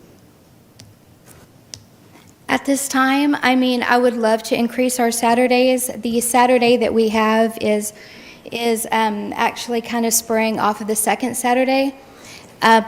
Volunteer hours, actually, if we could get volunteers or other agencies to join us. Right now, like I said, we only have 6, and that's 6 local agencies. If we could get county to come out and support us, that would be wonderful. County health, county mental health services, but right now, that's actually all we have. We have sent out a request for other services to come and support us during these times, Monday through Friday or Saturday. But right now, we have Vallejo Together, Nation's Finest, we have Pastor Debbie, RCS, Can-Be, One Love, and then Fourth Second is who we're currently working with. Thank you. So just to wrap it up, to give everyone else an opportunity, who's going to be our point of contact to the city manager around this work if the council agrees to pause? And how is that report out going to be provided consistently and constantly? And who is going to do the coordination? She just made a comment that, yes, they could increase additional support with the county on Saturday, but also I'm going to ask the question, hasn't the county been participating in this process? So the county does do outreach through their behavioral health team. It's on certain days, and typically when they're down here, they are working with their current caseload, so it's not a ton of additional individuals coming on. It's more going out into the field and connecting with their current caseload. Okay. So again, how are we going to coordinate with the county? How are we going to coordinate with the 6 organizations that are doing the on-ground work? How are we going to help those 6 organizations increase potentially their capacity as it relates to volunteers, because it is a volunteer process, even the pit count? And how are we going to strategically ensure that everything that we're committing to is being done appropriately, timely, and we can verify that we're doing this work and the report out to community consistently around the work? So Natalie, do you want to talk about who among the 6 community organizations is playing the coordinating role, and what our dialogue has been with them, and what your vision of how what the structure of the collaboration and coordination would be? Yes, so Resource Connect Solano has taken the lead on coordinating these efforts since DeAndre is the chair of the COC. He wears dual roles. Fourth Second is kind of the point of contact for the on-the-ground work. If the organizations are amenable, I'm willing to meet with them on a weekly basis to get updates, receive data of the outreach that they've done, as well as work on sharing that to council and the community, including the trash removal efforts that the city is endeavoring in, if that is the direction that council gives to move forward with. So just to the city manager, again, she is stating if it's amenable that the different nonprofit organizations would meet with her weekly. And what I'm saying is the city should be leading and actively coordinating and know who's on first at all times and understand the activity that is occurring. I don't think it would be an issue with the organizations to have those meetings. Not having spoken with them about particularly adding a weekly meeting with the increased outreach that they'll be doing, I don't want to speak on their behalf, but I don't see that being an issue with having weekly coordination meetings with them, whether it's all of the agencies or meeting directly with Fourth, Second, and Resource Connect Solano and gathering the information from those two kind of points of lead for all 6 agencies.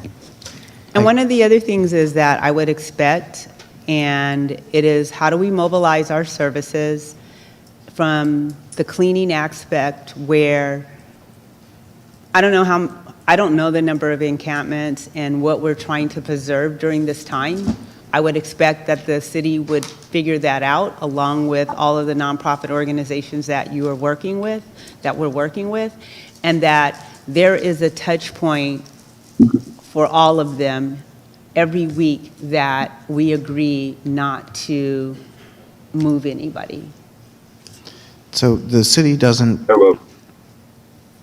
And DeAndre from the COC is online. We were able to unmute him to allow him to address comments as well. Apologies for not stating that earlier. So the city doesn't currently coordinate trash removal from encampments that are not, in which we're not engaged in cleanups.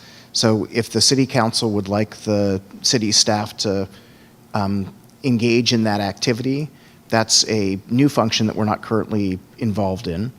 And as was discussed, there's a collaboration of organizations that have offered to provide supportive services to encampments and outreach during this pause. The city doesn't currently coordinate that, but if the city council would like to direct that the city staff coordinate that rather than having the consortium of organizations that have volunteered to perform that function, city staff could provide that coordinating function, report back to the city council. There are probably, Natalie, would you say 80 to 100 encampments? And so there's over 200 reported locations. Some of those may consist of one RV. So I would say actual encampments that may be a congregation of individuals is probably in the 80 to 100 number. So this would be,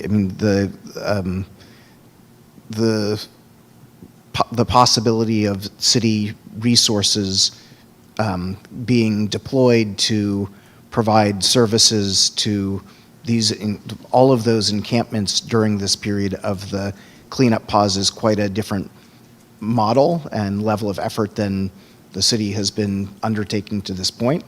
And that's, frankly, I don't think we've considered the logistical requirements of that, as that wasn't kind of directly responsive to the request. So, but the city council can deliberate on that, and we could consider what might be possible in that regard. If through the mayor, if I may, through the pit count portion of the intake, we can work with we're calling them kind of like leads of the different groups that go out, to have them report back to the city staff. Since we're not going to be able to go out with every single group, we'll kind of be floating through and supporting where needed with the amount of volunteers we have, to report back areas where they've expressed that they maybe have not had outreach or have not had significant outreach, and can work to prioritize areas where maybe they haven't done an HMIS intake or had access to services or coordination. Since it would be a limited time frame with the 6 organizations that are doing it, so we can work on coordinating with them, hitting areas where maybe they have not been addressed yet. And also through the mayor, I believe DeAndre does have a couple of comments if you're open to hearing from him.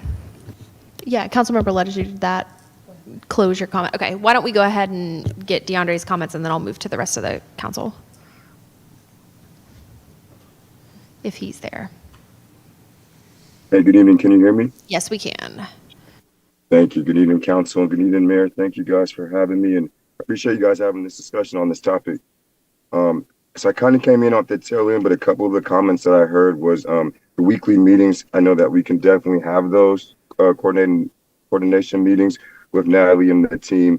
And kind of to Dr. Ledger's point, this is about the pit count. So we wanted to pause the encampment cleanups for the pit count, so that when we go out there on the 29th, all the agencies and volunteers who are going out, we can get an accurate count of where folks are at.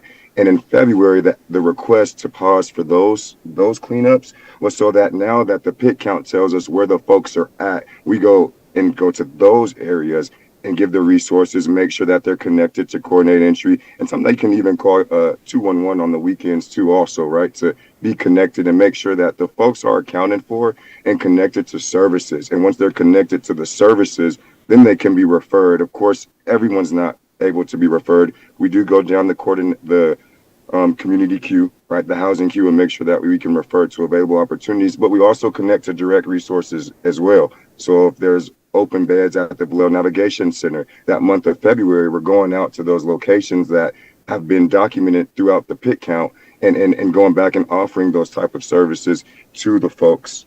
And like 4th Second, Ms. Barbara stated earlier, that will happen Monday through Friday, kind of in the routine and what we do. But the goal is that we can find the folks through the pit count and then go to those areas where folks are at and then provide the services there, and asking for a month to do that work. And if you guys have any additional questions, we do work with the county. We're able to send our SIOT outreach team, the Solano Interagency Outreach Team. They're able to refer to Abode, who operates, who works and partners with the county for behavioral health services. So we can refer folks to Abode, who then can make connections for folks who meet the eligibility to be connected to county behavioral health services as well. All right. Thank you. We appreciate it. And we can always see if folks have follow-up questions. I'm going to turn it over to Vice Mayor Matulik and then Councilmember Palmares and Gordon, and then Bergenser. So we got everybody just about lined up. Thank you, Mayor. And just for everyone's understanding, how many staff members are participating in this pit count? We currently have 2 staff members who have registered to volunteer for the pit count, myself and Flora Magianas, who works on homelessness with me. And just from a general understanding, based on the perceived encampments out there, how many volunteers are we needing to get this done? Ideally, we're targeting 75 to 80 volunteers. We have 31, I believe, as of yesterday afternoon when I last checked, who have signed up. So we are still actively looking for individuals to help support that effort. And from those 31 to 35 individuals, it sounds, how long is it projected for you to complete the pit count? So we are hoping that this can be conducted in about a 3-hour time limit. We do understand that a lot of individuals who are volunteering have other locations that they need to go to. So our plan is for any groups that do have to end early, that they would report that back to Flora and myself, and we would go out and finish any areas that were not conducted previously, or if we are able to garner a larger team from the city to go out and address those locations. And to Ms. Walton's point of the lack of communication of how we're kind of conducting this, are we putting online what the expectations or what are the duties or how we're going about this to help recruit more volunteers to help support?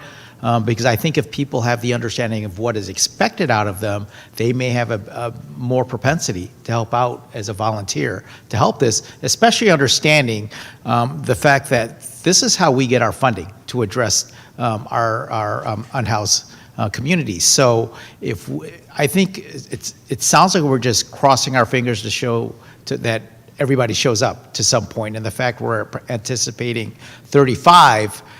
That tells me that we're not going to get a very accurate pit count from that number of volunteers and staff people. So I would like to see us put more of a effort of making sure or how to get more volunteers going to get a more accurate pit count. Yeah, so we have promoted on our social medias through the Vallejo Weekly with weekly postings on both of those locations. We also have a volunteer list, so we sent it to all of our volunteers as well as volunteers who have signed up specifically to address homelessness needs.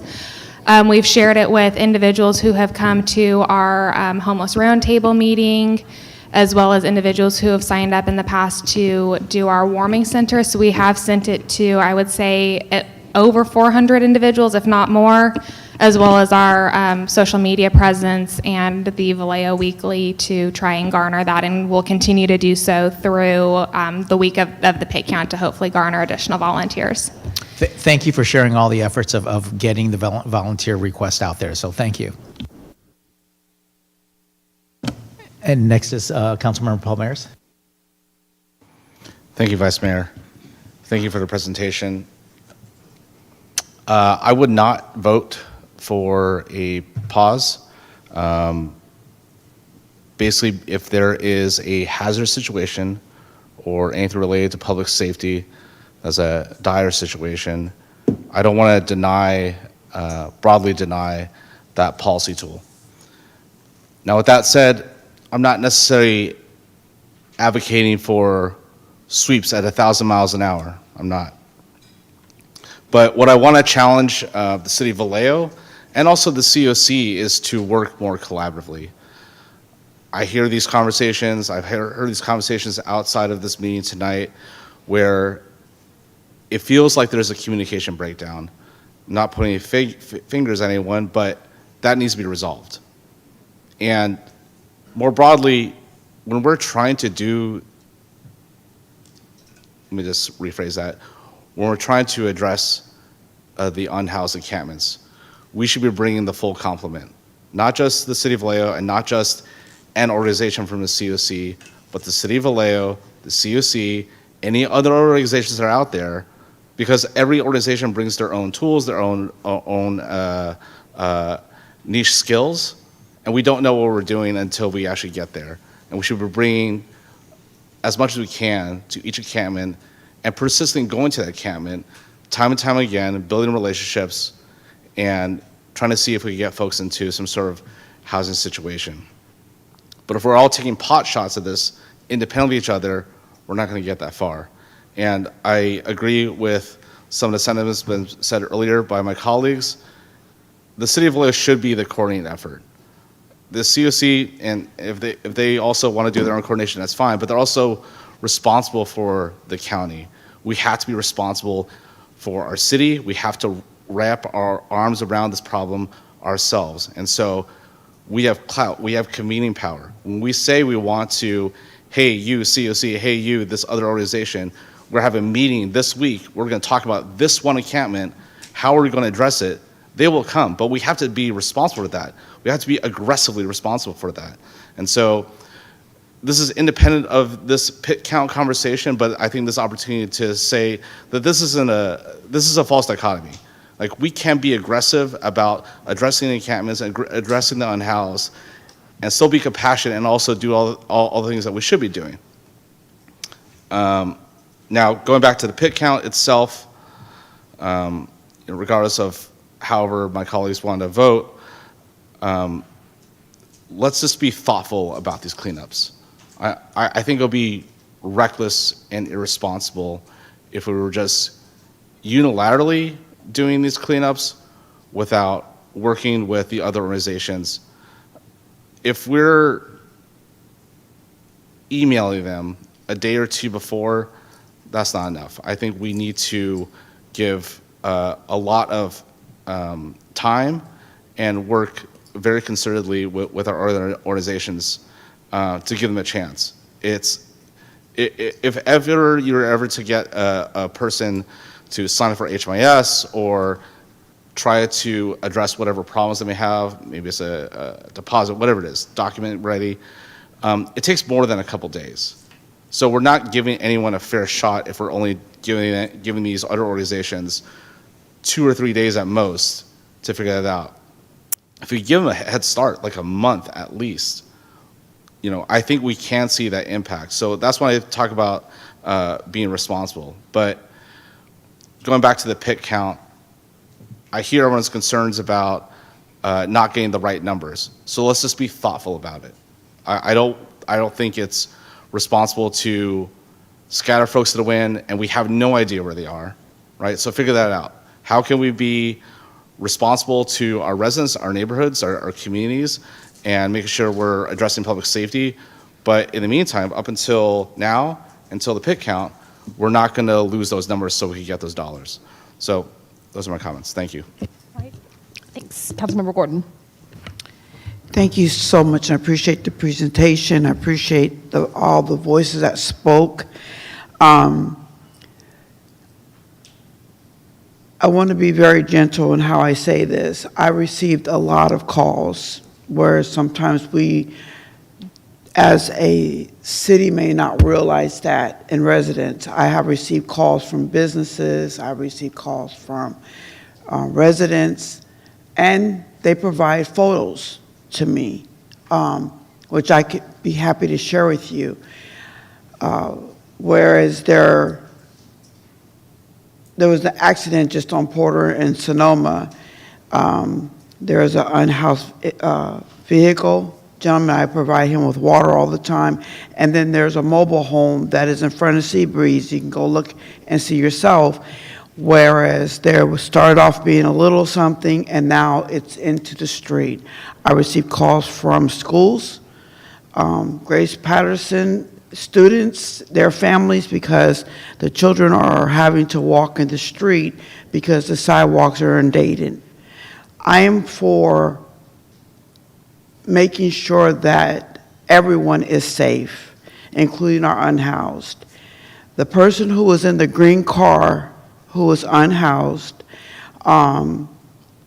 there was an accident because they were trying to avoid the mobile home that has a whole lot, which I'd be happy to show you, that's in the street now on both sides. They tried to avoid that, hit the green car that was sitting on the opposite side, and I don't know exactly what happened to that person. I just know the vehicle is no longer there.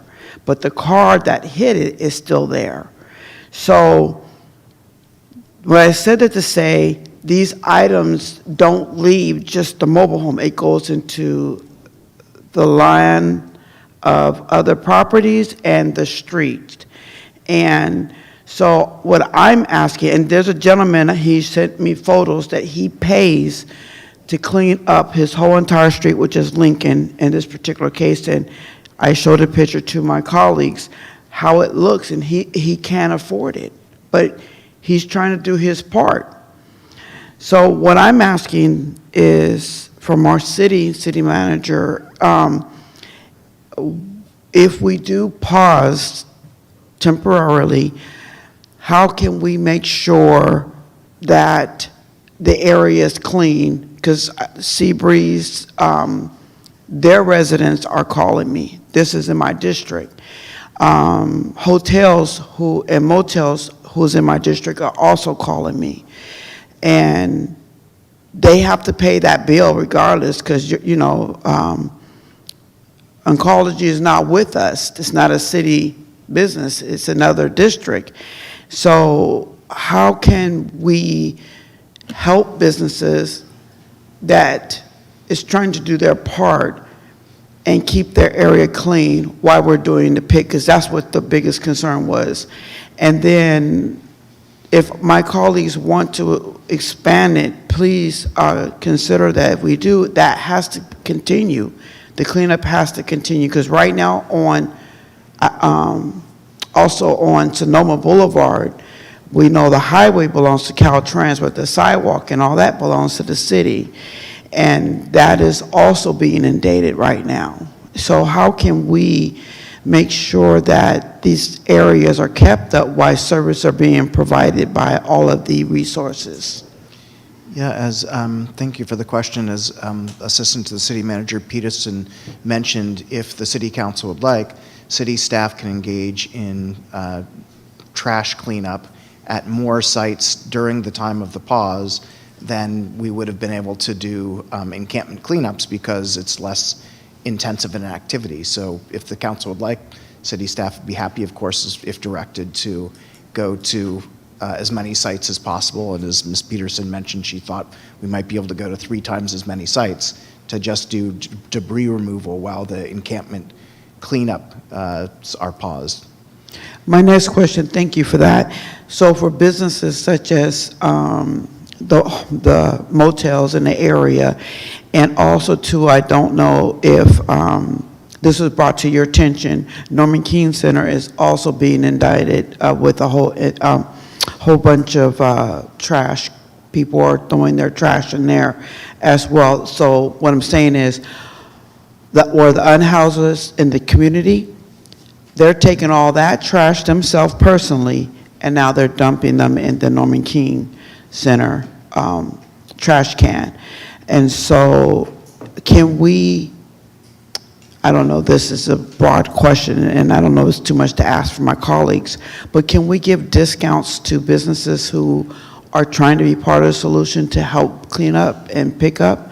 Is there something that we can consider? Yeah, that's something that staff, I mean, it's a bit of a different issue, but that would be something that staff could look into if that was a future project that a future council referral, is if there are ways that the city can financially support businesses or other organizations that are, contributing to the public good in some way. Thank you. That's all I have.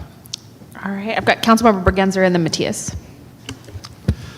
Does the city currently have any sweeps planned between now and January 29th? No, we did not plan anything once we received the request and made the decision that we would be bringing the request before council for next steps. So the likelihood of you even rallying and being able to pull together something before the 29th is probably pretty slim at this point. So it would, for a posting for an encampment cleanup, it requires a minimum of 72-hour notice. So we could, if council gave direction, there is a list of locations that we would look at to address. We could, if council directed us to move forward, go out and notice locations to continue cleanups. We would not be able to give necessarily the week request at the COC or minimum week request at the COC and the SIOT team are looking for cleanup. Or be able to do multiple in that time period. We may be able to do one ahead of that. Okay. I can speak from experience because I have done the pit count the last two times we've had it. And for those of you who have not done it, I'll just explain that the city gets a heat map of areas where we think homeless or unhoused people are. But then you're assigned a quadrant, and the people in your team that's assigned to that quadrant drive around and find everyone else that's not part of the heat map, because everybody doesn't stay in the exact same locations all the time. So yes, if we did sweeps, yes, people would be displaced, but they are able to be found. And I feel like if the pit count people can find them, why can't the organizations that are providing assistance to them find them? Why do they have to wait until we do the pit count so that we can give them a nice little map and say, here are the 39 pins of all the locations of where people are, to be able to do that work? Why can't they do the work now? People are suffering now, and waiting even till the end of the month to provide those services is too long. So I'm not in favor of pausing. I'm not in favor of making the businesses suffer any longer than we already have. I think that many of the cities in the entire Bay Area have continued to do sweeps and continue to do the pit count and continue to have the same, struggles that we have. And I think having the pause just is one more excuse for why Vallejo just stumbles again, and the businesses have to suffer, and people have to continue to see all of the litter and the trash around the city, and it looks terrible. So I'm not in favor of it, and I think at a minimum, I would hope that we would pause it only until the pit count, but certainly not from the pit count till the end of February. That is ridiculous to me. Thank you. Councilmember Matthias. Thank you, Mayor. So just to follow up on a thread from Councilmember Bergenzer, this question is for both Ms. Peterson. I'm sorry, did you say that I threatened? Oh, threat. I'm sorry. I thought I heard yes. the threat from No, I apologize. I would have stepped in. You're if there was getting a ready. threat. Wow. Yeah. Woo. Okay. Let's Start just of year energy. Jesus. Let's just de-escalate that, and we'll turn it back over to Councilmember Matthias. I love you too. Anyhow, so the question is for Ms. Peterson and Ms. Conley. You guys stated that at the end of the year there were no cleanups. We're almost 2 weeks into January, so I want to know, 4th, 2nd, and the SIOT team, have they done any outreach during that time? I am not, that has been reported to me. That does not mean that they haven't been. I would defer to Ms. Sampson to respond to that. Yep. Thank you. Just for correction, it's nothing against you, hun, but it's Simpson. Sorry. It's okay. So absolutely, yes. We've been out there Monday through Friday, And we had individuals that came in over the holidays. So absolutely. There was not, except for the weekends, we actually had a second Saturday this weekend, but Monday through Friday, we're out there every single day. It has not stopped. And then just a quick follow-up. You're out there, you're doing outreach. Are you reaching out to the county for folks who need like mental health or like behavioral supports? We send referrals through Abode. Abode is the only one that we can send referrals to get individuals hooked up with county. But when I'm out there, I'm also a mental health professional, and so the interim, I can provide those services. But yes, we do refer through HMIS. Okay, thank you for that. And so I'm just gonna make a general comment. So I'm gonna go back to what Ms. Walton shared at the start as part of the public comment on this item. There's been a breakdown in communication. We give direction on things. There's no follow through or there's delays. And so after some point, I don't think on any side of the conversation, whether you're for encampment cleanups or whether you want us to pause the cleanups indefinitely, or if you're a resident who's not showing up to these meetings but you're emailing council members or a business owner saying like this needs to continue and there needs to be a balanced approach, which is what I tend to hear when I talk to folks. Like, we want balance. We want folks to be provided services. We want folks to be provided housing options, but we also want to see our city clean. And I think that a lot of that goes back to the fact that a lot of residents across the city have for a long time have wanted to see their city get better. And when they see folks out in the streets, when they see trash, it just compounds what in their view is the failure of our local government to deliver and to make their city better. And so I think that we need to hold some space for that perspective, no matter where you sit.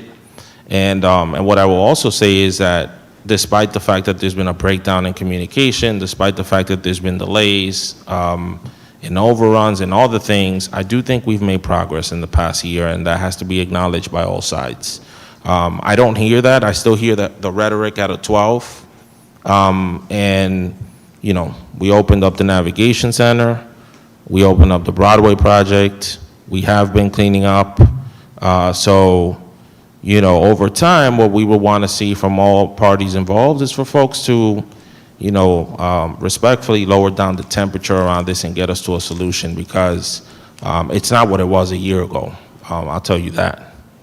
And if you think it was what it was a year ago, then, I mean, please email me and let's go, because I can tell you specific locations.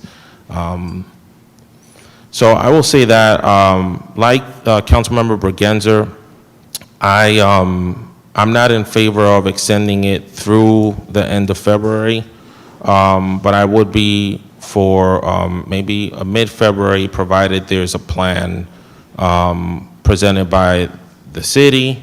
And part of it is because we give direction, we ask for things, and I don't really feel like on any side there is strict adherence to the direction that we're giving around this particular issue. It very much feels like you're looking at, I'm not sorry if this is a very serious topic, but like when we have this conversation every single time, it's a Spider-Man meme pointing at each other. Legit. There's three Spider-Mans, they're all pointing at each other as to why stuff's not getting done, and you got people out in the street that are experiencing like really hazardous conditions, and their lives are at risk, to Ms. Walton's point. And that's unacceptable. Straight up unacceptable. So I would be in favor of in between, provided there are weekly updates being shared to the Vallejo City Council, because for too many times in the past year, been in office a year and a few days, we say, where are we with this? I don't hear about things. 1 week, 2 weeks, 3 weeks. I ask, where's the county? County then says it's the city. The city, we need more help. And so We need to get to a solution and stop having the conversations and again and again and again the same thing. So I'm going to end it there. That's where I'm at this evening. Yeah, I'm gonna go, and then I'm gonna push us to move towards a vote. I do agree with what Councilmember Matias just said, in the sense that it's just a failure of society, and it is not limited to Vallejo, but it doesn't matter where you stand on the issue. If you look at people living on the street, that's a failure of society. And it is, in my view, the responsibility of government to care for our folks. And this council 9 months ago had a conversation on this issue and, requested a needs assessment of our unhoused. To my knowledge, that hasn't happened. We had requested analysis of safe camping and parking, which resulted in a request for faith-based camping parking options. It would have been great to have that in place at the time we're doing the pit count. So, to kind of echo my colleagues, it's frustrating for all sides to see us in this Groundhog Day scenario where it just feels like we're continuing with the status quo and not making real progress. I do have one question that I don't think has been asked yet, and I apologize if it was asked when I was in the restroom. What is stopping us from doing the pit count in the evening? Because I've heard from multiple sources that is a best practice, and Vallejo has always done it in the morning. I don't know, is that coming from the county? Who makes that decision? So historically, it's been decided through the continuum of care and the group that works on that. Their recommendation when I first started doing this was to do the 5:30. I'm not sure how that decision came to be, but it was kind of the historical decision. We received feedback that was too early and to keep it in the morning. There's been conversations about, the staff that are working on it and or volunteers that doing it before work hours, you might be able to get more individuals before they go into work. It doesn't prohibit us from moving it to the evening. I think if that is direction that council would like to do for Vallejo, it is something that we can do. We'd have to reach out to all of the volunteers who have currently signed up and let them know that that's changed, as well as update future postings to change the timing of it. There's also the concern with when sunset occurs, making sure that people would need additional flashlights and potentially larger groups, because during January, it gets darker earlier than it does during like the summertime. But it's not as set in time that, countywide we have to do it all at the same time. We just need to know where they woke up on January 29th. Okay, so that's a city decision then, but it's probably too late to do that. I've been hearing from trusted folks that it is more effective in the evening, and I mean I'll echo what folks said. I'm not going to belabor the point. We need an accurate count. We need to be able to get people off the street. My position hasn't changed. I don't think it's productive or humane to displace people when you don't have somewhere to go, for them to go. And we are starting to accumulate places for people to go, which I think is progress, but we still have more work to do, and we haven't made the progress that this council was hoping to make last spring when the last direction was given. I would support the proposals that have come in for the pause coupled with the outreach and services. I'd like to see the city take the resources that we would have spent on the sweeps and put them into that outreach, cleanup, and service delivery. I think, if we took the month of February and actually did the work and didn't just pause and do nothing, we could actually get more people off the streets permanently than the whack-a-mole approach. And I'll say, as somebody that is representing the whole city, I've seen consistently over the past year just a consistent complaints from the community. So one area gets cleaned up and then we get complaints from another area. That area gets cleaned up, we hear complaints from another area. That area gets cleaned up, we hear complaints from another area. So downtown got cleared up, everyone went to South Vallejo, then everybody went to East Vallejo, then everybody went to North Vallejo. We've got to do something that is going to be more sustainable. And we have partners here in our service providers and, hopefully a new partnership with our county and our homeless union we have folks that are genuinely willing to help if they're part of the conversation. And I think the homeless union on multiple occasions has offered to be part of cleaning up the city calls it cleanups, but it's displacing people. The homeless union has offered to be part of cleanups where trash is cleaned up, but people are not displaced. They can't be expected to be part of a cleanup that's going to displace them. That's completely unreasonable. But I mean, we have partners that are willing to help. So my support goes behind focusing on getting a good, accurate count, getting our providers together, and making sure that the month of February is spent trying to get people into sustainable housing. And I would just say the other thing I forgot to mention earlier is we haven't even dealt with September we were supposed to have renter protections and eviction protections. I mean, we're doing nothing to keep people from going onto the street. So for every person we get off the street, we might be losing somebody. This is going to be a losing battle until we do something differently. So I'm focusing on this pit count. That's my preference, and I definitely agree with my colleagues that we need to see some more proactivity going forward so we can manage this and actually reach some solutions. I don't think we have consensus on the full council, so I think we're going to have to take votes. I'd probably recommend that we take votes either piecemeal or we'll accept any motion that is offered.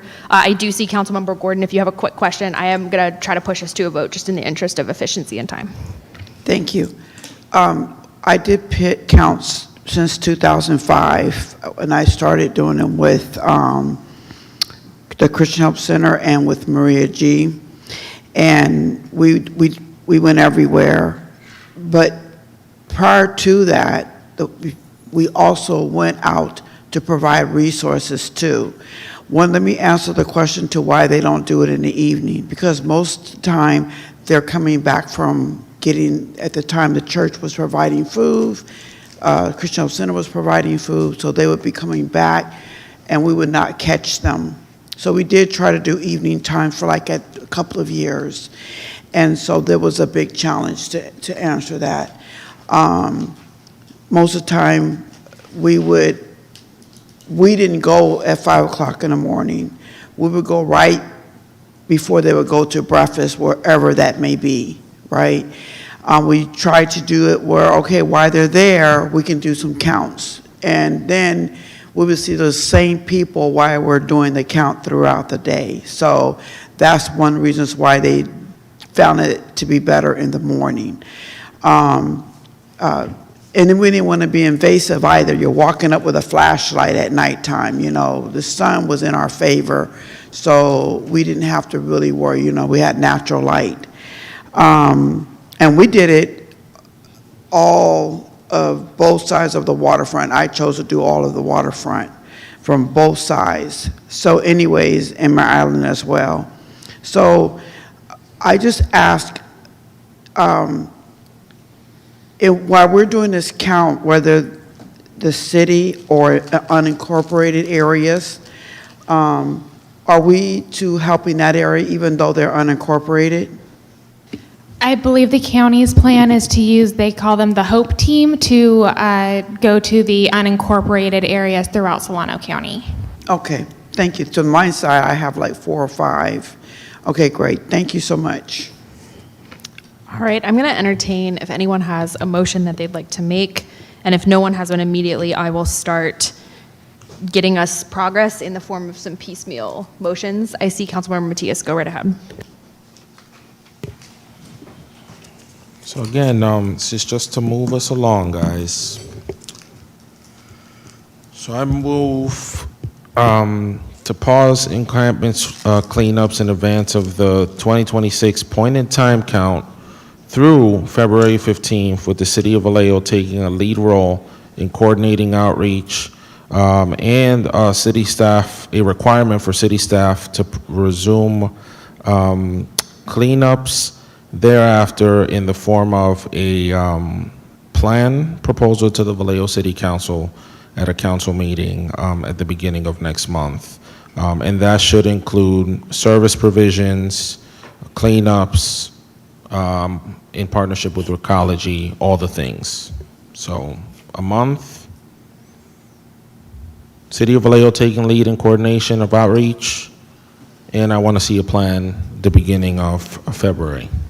All right, motion's on the floor. I see Councilmember Gordon. Clarifying question or amendment? I'd like to add that we also see how much that all cost. I'd like to see a final number of all of that service to see how much it cost us at the end of February 15. I'd like to support what my colleague is asking, but also to get a final number of what all that service that was provided. Councilmember Matias, are you receptive to that as a friendly amendment, or should we vote on it as a? Sure. That's a yes. Okay. We will vote unless Councilmember Ledger has a clarifying question. Sure. Yeah. And then we got to vote on the So amendment. this is, that's fine. This is to Councilmember Gordon. So we're talking about all the costs. Some of that cost isn't ours. So are we talking about the cost that Vallejo is taking on? Or are we looking at what the total cost is of the operation? Because you have nonprofit organizations, you have county resources, and whatever our resources are. Whatever number's available. So if the county is providing a number, that's fine too. But if the city is providing a number, that's mostly what I'm looking for. The community is asking to, like, how much is all of this costing, basically. So this just wanted to have a number connected to it, that's all. Okay. Thank you for that. I hope that was clear. No, I'm just concerned about if a county is going to give us their resource, their cost of their resources, so forth and on. So I'm just really daylighting that there's bifurcated dollars here. There's colors of money that we may not necessarily always have access that easy. I mean, it's public information. We can look for it, but, you know, so just to daylight it for us. Thank you. If it's available, yes. All right. It looks like we've got motion on the floor. Let's go ahead and vote.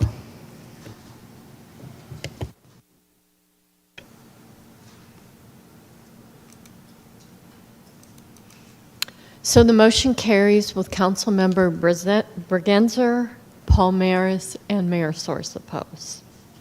All right. Thank you, everyone. I'm going to propose, we have one more agenda item left. I'm going to check with council to see if we want to take a short recess or we want to try to move through. We are in a bit of a, we got two more items and then another meeting. So we're okay to go. I see a strong majority of us ready to go, so I'll ask our city clerk to please announce item 9C. Adopt a resolution approving a First Amendment to the operator agreement for the Vallejo Navigation Center with 5 key schools and programs to include a warming center in the scope of work. All right, looks like we've got our same team up adding floor, so go right ahead whenever you're ready, and we'll open up public comment on this item as well for in-person and online. Yes, good evening, Council. Natalie Peterson again. I am going to hand the presentation over to Flor Magallanes, our Administrative Analyst 2, who worked very diligently to bring this proposal to Council. So with that, I will hand it over to Flor. Thank you. Good evening, Mayor and Council. Flor Magallanes, Administrative Analyst with the City Manager's Office. Tonight, I'm asking that you adopt a resolution approving a First Amendment to the operator agreement for the Vallejo Navigation Center with 5 keys, schools, and programs to include a warming center in their scope of work. In 2025, the city issued an RFP requesting proposals for warming centers. Applicants that were eligible included private and/or community-based organizations, faith-based organizations, and all organizations that had explicit experience working with vulnerable or unhoused populations that could also provide an enclosed space or building to operate the warming shelter. One response was received that did not meet the criteria requested. In response, the City Manager's Office engaged various partner agencies, CBOs, faith-based organizations. 5 key schools and programs, the current operator for the Vallejo Navigation Center responded with a willingness to amend their current scope of work to include a temporary warming center. Next slide, please.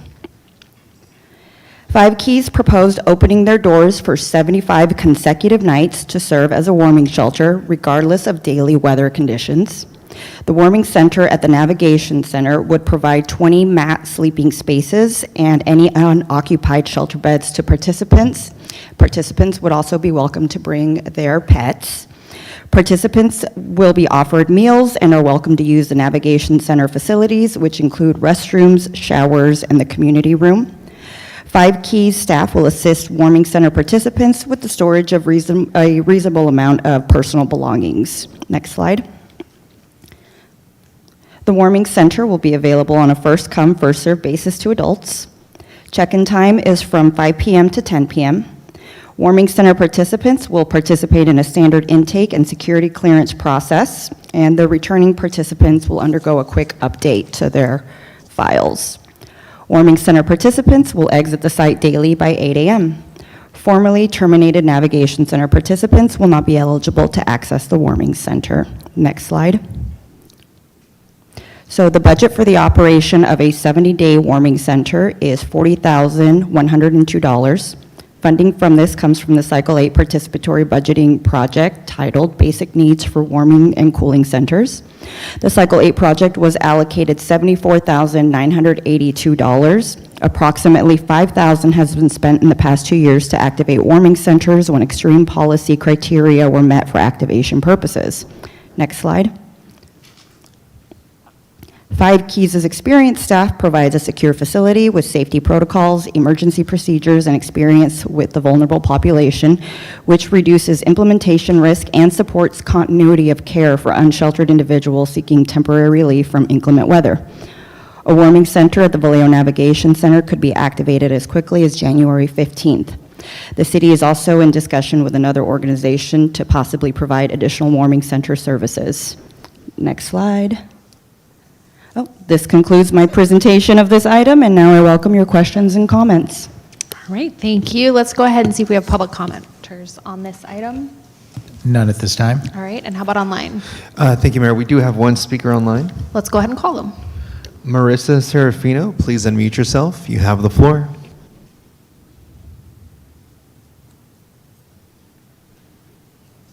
And, Can you hear me? Yes. Can you hear me? Go ahead, Marissa. Okay. Hi. I just wanted to say, I do want to just give a quick shout out to Councilmember Ledaju, because I know that she's been, passionate about this topic.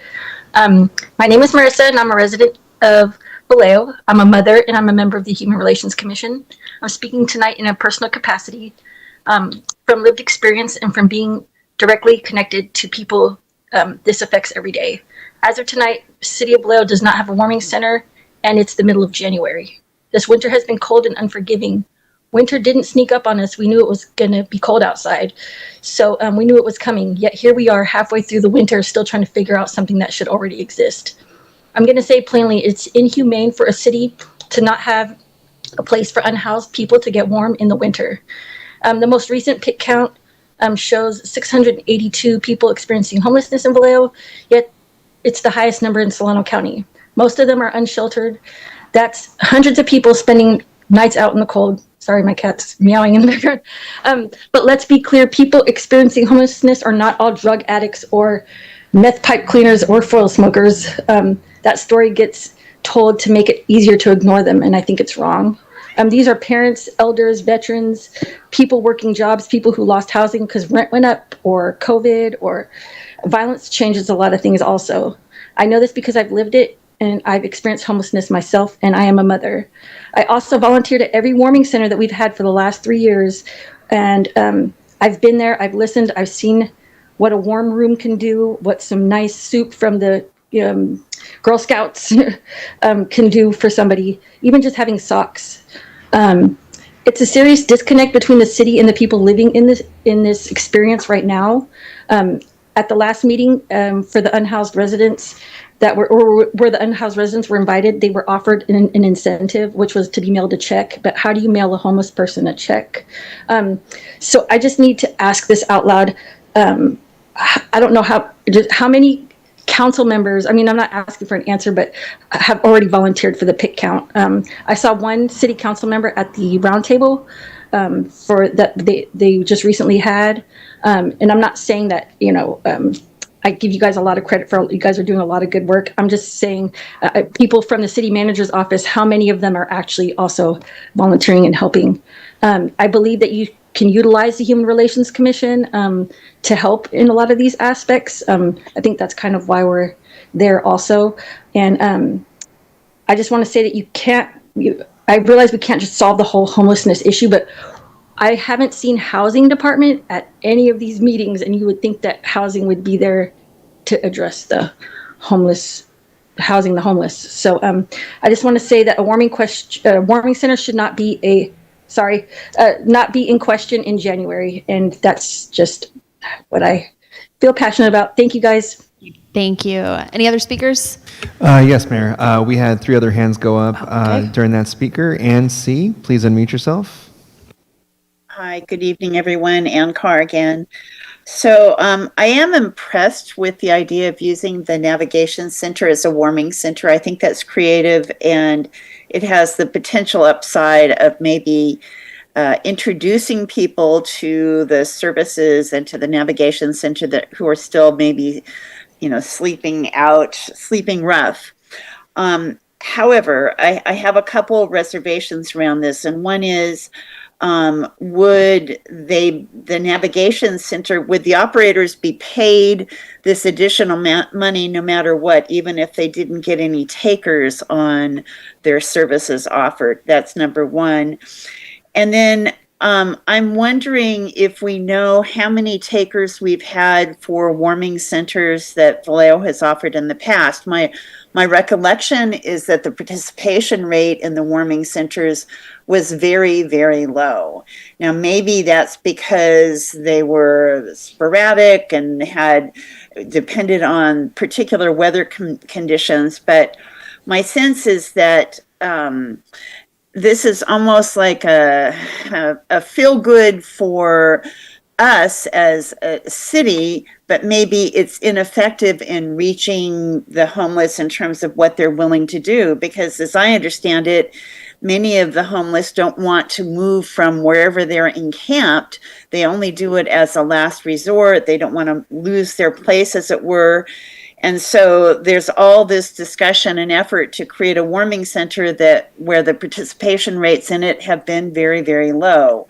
The temporary solution really doesn't meet the mark. And so then I go back to things like, when, if ever, in my remaining lifetime, are we going to truly get serious about something like safe camping or tiny sheds or that sort of thing that is a more affordable way of offering services to the unhoused and also meets some of their needs for privacy and maybe having, in the case of a shed, a door that can be closed, that sort of thing. So I guess I'm not opposed to this, but I just wonder if it's really, really meeting the needs in terms of something that the unhoused community are going to step up to, and whether it's more just that we can say, oh gosh, see, look what we're doing. We're offering a warming center. That's all I have to say. Thank you. All right, thanks. Next speaker, the people. Please unmute yourself. You have the floor. Hi, yes.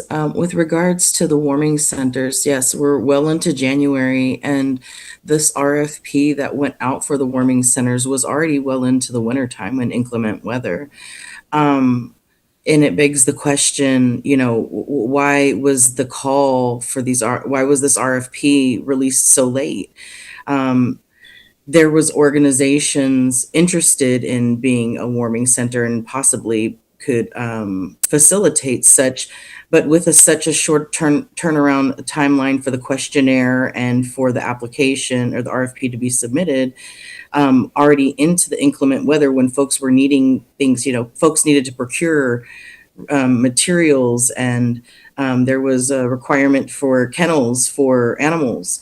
So just raising that question of what is the roadblock with the city departments to not manage this well in advance of the wintertime. I mean, honestly, you're talking about it now. You might as well be talking about it for the next warming center in the coming winter as well. Also, I have questions about how is there enough room in a navigation center if it's being utilized fully to accommodate a warming center? It does seem convenient, and if the space is available, then that's great. But does that mean that the navigation center is not operating at full capacity? Does that mean that there's not strong outreach that exists to help, bring people into the navigation center.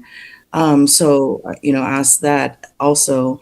And then also, again, returning back to the folks who are literally on the ground and in the field with folks. How is the city engaging with the experts on the ground? When are Vallejo Homeless Union being asked about how to move forward and what's the best way to implement a warming center and who are the best allies to get engaged? Why aren't they being funded? I also saw a very quick slide, and I'm not quite sure if it was clear, but it mentioned participatory budget funds for this activity. Is that true? I couldn't see on the slide with the small font on the video, but I hope to get clarification on where the source of this $40,000 to the operator, where that comes from, and then also a question about the unique management of the financial allocations, being that it is two separate projects, and not wanting to have too much of the financials related to a warming center and the day-to-day operations of the navigation center convoluted, so that we have clear understanding of what the cost for each activity is. Thank you.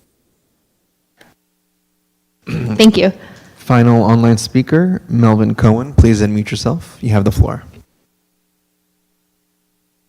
Yes, thank you. Thank you, Mayor Source, council members, community. So I want to begin by acknowledging this item and thanking staff for bringing it forward, bringing forward the amendment that explicitly includes a warming center in the navigation center scope of work. I believe it matters, and it's a meaningful step in the right direction, and it can be expounded upon.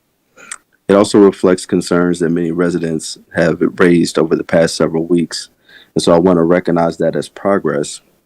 At the same time, it's important to be clear about the gap this amendment is responding to.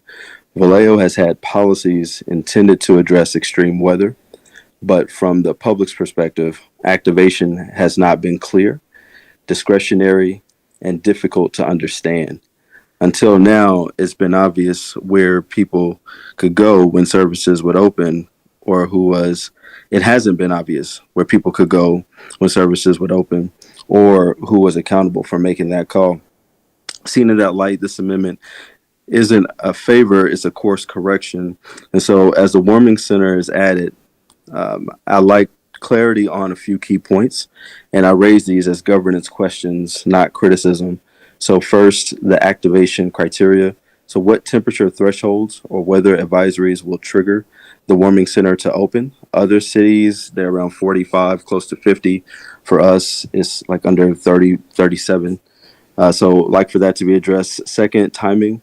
Will activation account for cumulative exposure risks like fog, moisture, and overnight cold, or only extreme temperature lows?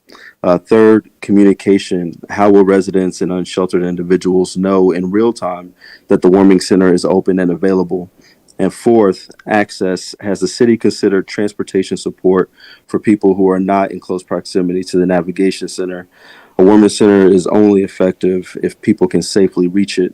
Without transportation options, people are often left to walk long distances in fog and cold, or remain in unsafe conditions, especially families, seniors, and people living in vehicles. And these details matter because in recent weeks, we've seen dense fog advisories, overnight lows in the mid-30s, and people sleeping outside in cars. Fog increases moisture exposure, accelerates heat loss, and raises hypothermic risks. And so when warming centers options aren't clearly activated or accessible, people don't wait for policy thresholds, they improvise survival.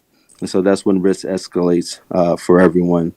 And so I just like to raise those points this evening because the weather here recently has been near fatal. And so I'd like to get some clarity on those items.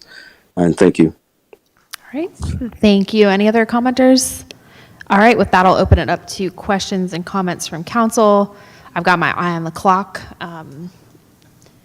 And I will just say I echo the concerns that have been raised, and I do want to thank Assistant City Manager Conley for getting that RFP out I think very shortly actually after coming in and assisting on this issue.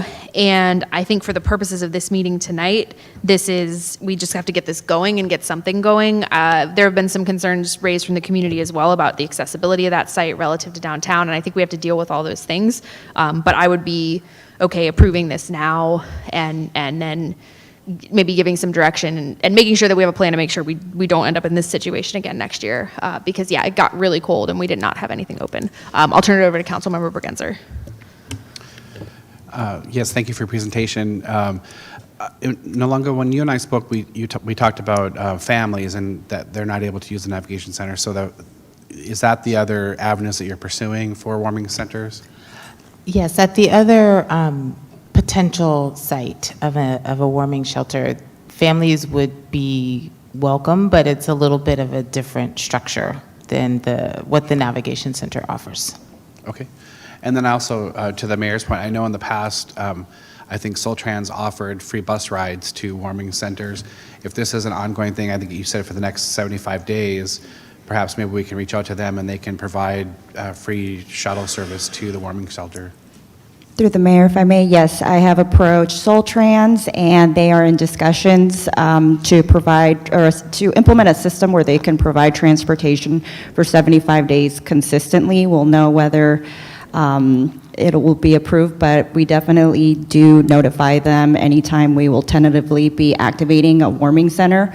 I let them know so that they can tell all of their bus drivers that anybody that says they're going to the warming center gets a free ride. Yeah, and I think, this is just a very consistent way to get this out, right? Because I think in the past, the city has scrambled to try to get volunteers to get the shelter open and get the notification out that it's actually opening, and so I think this is a much better approach. So I have my hands off to you. Thank you. All right, Councilmember Borton. Thank you to my colleagues, because you are correct. That's what they did. And I think it's going to be a lot more easier to get individuals to locations because it's right there on Broadway. Before, it was kind of far out there and it made it challenging. So I think having it at the warming center, so kudos to you all for utilizing that space. And thank you to Five Keys for willing to do that. As my colleague says, we need to give more more celebration, because at least we're trying. And I appreciate that. What I was about to ask real quick, regarding families, I kind of missed that. What did you say? So we've not finalized anything. We're waiting to see what action you take on this item, but we are in conversation with potentially a second site who reached out.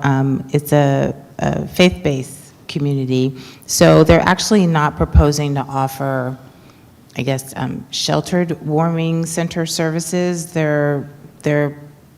a hybrid of a safe parking site location, but then they're offering, shower services as well as meals, but essentially individuals would reside within their vehicle. Okay. Thank you for that. I wanted to clarify that because I wanted to make sure I heard you right. My other concern is after they stay that following morning, will they get a free ride back to wherever their items at? Because I think that was one of the biggest concerns a couple of years ago. Yes, so if the partnership with Soltrans works, individuals leaving would be able to do that. Our iHeart team has also offered to be there in the morning and help transport individuals, their belongings, their animals back to where they were prior to entering the navigation center for the evening. Thank you for that. And again, we celebrate you all. Thank you for doing this. All right, I'm seeing no others. Do we have a motion on this item? Yes. Sorry. Yes, I move we adopt a resolution approving a First Amendment to the operator agreement for the Vallejo Navigation Center.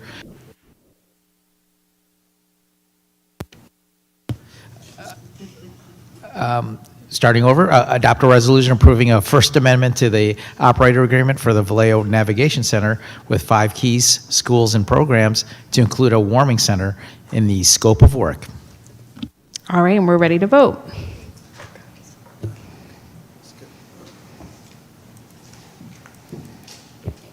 Motion carries unanimously. All right, thank you all. All right, that concludes our action calendar and brings us to our information calendar. And for the new year, am going to institute a procedure in which if our meeting is past 10 a.m., I'm going to move to continue all remaining items. And the council can decide whether any of our remaining items are urgent enough that we want to see them. And then if we extend to 11 p.m., I'm going to move to adjourn. So I have been extremely vocal about wanting this item to come back, and I am going to say right now that I'm going to be very consistent in my policy and move to continue an item incredibly important to me, and I'm going to do it particularly with the fact that we have another meeting in mind. So I think I'm going to just let the council make the decision, but I think it would behoove us to continue this item and get into our other meeting this evening. ACM Conley, go ahead. You probably anticipated that this was coming, given that we have another closed session. Just one quick notice. There was information sent out to the entire council about this particular item, since it's just informational. I don't know what's going on with the mics. I'm not touching anything. Okay, so I did send a memo, and so what was included in that email was a summary of what's actually going to be presented this evening, as well as copies of the proposals for the folks that we're recommending that we actually engage with for performance audit services. So happy to bring it back as an info item at the next agenda if you feel like it's necessary. It's somewhat redundant to the email that was sent out, but you guys can determine if you want that. Let me go ahead and I'll move we continue it, and I'd like to, if it's possible, to bring it back as an action item. If it's ready for action by that time, I'd like to suggest that. Otherwise, we'll let staff bring it back. But I'm going to move to continue it at this time. And we do need to vote. Would we mind putting, I know Don's working on it. Yeah. So this is just to continue this item. Just a point of clarification, it doesn't require any council action. It's informational. It would normally come back as an information item. Can the council give direction if it comes back on the info calendar? Sure. Okay, Yes. then it's fine to come back on the info calendar. Oh, sorry. But we're just, Did you say, we're getting a little bit into the conversation. I want to respect your desire to continue it. Just a little bit more information. What staff was going to present as part of the informational item is what staff's recommended course of action, which is to move forward with 3 of the firms that were the highest rankings firms to create a pool of auditing firms, and to move forward with the single highest ranking firm to have them do a risk assessment to identify where the city's greatest risks are, and do a high-level organizational assessment to feed into the budget process. So that's a lot. If that comes back on the info calendar and council has suggestions, we would then have to re-agendize it on the action calendar.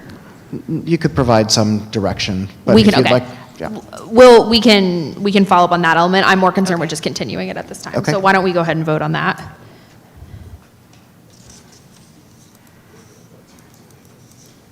The motion to continue carries unanimously. All right, that is going to bring us to I believe it's our second community forum. It is not. It is our city manager's report. So I'll turn it over to City Manager Murray. Yes, thank you. Briefly, as we've discussed this evening, the Broadway project is nearly fully tenanted. It's got 44 residents out of its 47 units. One of those is the manager's unit that's still undergoing its final repairs from a water leak, but that's good news. We are meeting with Caltrans and the Solano Transportation Authority to discuss options to improve safety on Sonoma Boulevard. As was reported in the weekly, and as I think all of our council members knew, we had a site visit by the consulting firm that's going to be supporting the city in pursuing federal funding for maritime industry, the Roosevelt Group. We did a great site visit earlier this week where they talked with a number of stakeholders, and I think they have a good idea of what our assets are. And finally, the Department of Veteran Affairs has let us know that they're going to start construction on upgrades to the Veterans Cemetery over on Mare Island. That's going to include straightening and repairing headstones, working on improving the turf and irrigation, improving the parking, and as I said, the construction is going to begin later this year, so wanted to share that happy news with everyone. And that's my report. Thank you. That'll bring us to our city attorney's report. Nothing to report this evening, Mayor. All right, that's going to bring us to our second community forum. We'll start our 2-minute clock and we'll take any remaining in-person speakers that would still like to speak, and then we will take our online speakers. So I will turn it back over to the Vice Mayor and we'll call our in-person speakers and see who's still here. Yes, our first 3 in-person speakers for the second community forum are Sherry Ann Grimm, Daniel Boone, and Eli Smith.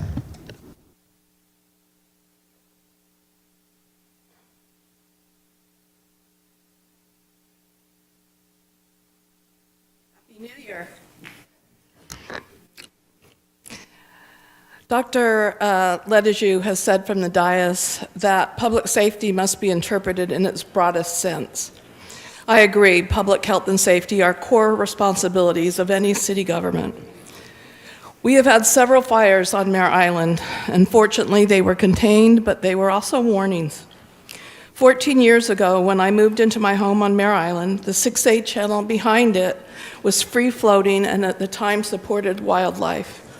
Over time, the city stopped maintaining it. Today, the channel no longer flows. It is clogged with overgrown tulle, creating standing water that the Mosquito Abatement District has been unable to treat now for several years. This is a public health risk to the residents of Mare Island and the visitors to Mare Island. Behind the channel is a man-made berm filled with years of dead undergrowth, which poses a serious fire hazard during dry months and high winds that come off the bay. In 2023, in the early morning hours, people trespassed on undeveloped property connected to the berms. They built a fire pit and they left live embers behind. A neighbor heard activity early in the morning and put the embers out before a fire started, and that was another wake-up call. After that incident, I confirmed with the State Land Commission that the City of Vallejo is responsible for maintaining the 6A channel on the adjacent berm unless it was formally transferred, that has formally transferred that responsibility. The city, VFWD, and Mare Island Company pointed fingers at each other and no one took responsibility. Residents wrote to city leadership, contacted the fire department, and I spoke with Vincent Sproat, who tried to bring all parties together. He later, however, reported to me that effort was shut down after the city attorney advised the former chief the city did not want to take the issue on at that point. This past fall, the Mosquito Abatement District warned every Mare Island household that disease-carrying mosquitoes have been detected in several of their traps. Residents were asked to eliminate standing water, yet the city continues to ignore the standing water in the 6A channel. The issue has been discussed and documented repeatedly with council members, the city attorney, and city managers, most recently 2 months ago. Since 2023, this response has just been the same. It's been referred to Public Works. There is still no plan, no resolution, and no urgency. This is why I support Ashley Epp's request for a moratorium on building. The city needs to demonstrate that the 6A channel and the other critical infrastructure issues on Mare Island can be resolved before they add any new responsibilities. You need to take care of the existing residents before adding to the population. Thank you. Thank you. Next, we have Daniel Boone.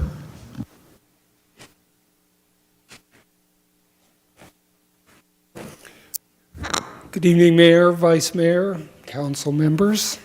I'll also reiterate, Happy New Year to you. It's been a while since I've seen you. I also rise to speak in support of our neighbor, Ashley Epps, who addressed you earlier. She asked you to declare a moratorium on development, further development on Mare Island, until the existing sewer issues have been resolved. Why? Why would you enact a moratorium? Well, because the sewer infrastructure problems out there have been known for 20 years. 20 years. Lennar 20 years ago said, we'll need to spend $260 million out here on backbone infrastructure for the sewer system. And then nothing was done for 20 years. Last year, around May, the Flood and Wastewater District released a report which shined the spotlight on this issue again. And the local media also wrote about it. And in their report, they talked about the results of the study that had been done. They set forth options. And then we, Mare Island residents, were hearing, well, okay, we're trying to get everybody to the table. We're having discussions about it. But here we are now in 2026, 9 months later. The public has no idea what's going on.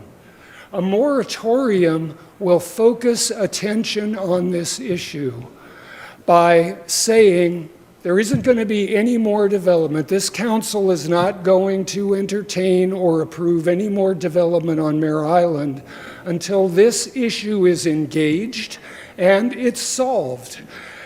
The evidence is that the parties involved, the city, the district, and Mare Island Company, you can't resolve this. You've just been talking it around for months and months and months. Well, why not get a mediator, an arbitrator, somebody who can drive the parties to decision? Because you're not performing. You're not solving this problem, and it has been a problem for a long time and will continue to be a problem until it is solved. Bring in professionals who can help you solve this problem. Thank you. Thank you. Next is Eli Smith, and after Eli Smith, our last two in-person speakers are Troy Skillman and Layla Walton. All right, and it looks like Eli has left. I'm not sure about our other speakers. Ms. Walton, would you like to speak again, or are you good after the... You are all good. I'm glad we were able to get you in on that item. With that, we'll go ahead and check and see if we have online speakers. I think I'm sorry, Troy, sir. Troy? That is, I'm Yes, sorry. there we go. Mr. I'm Skillman. deeply, deeply apologize. Come on up. As he approaches the podium, we do not have any online speakers. As I stated, my name is Troy Skillman. I'm a lifelong Vallejo resident. Born in Vallejo, been here 55 years. Property owner. Try to be a responsible property owner. However, I get violation notices for a vacant lot that I own that I would like to redevelopment to probably alleviate some of the homelessness problems that are going on in the city.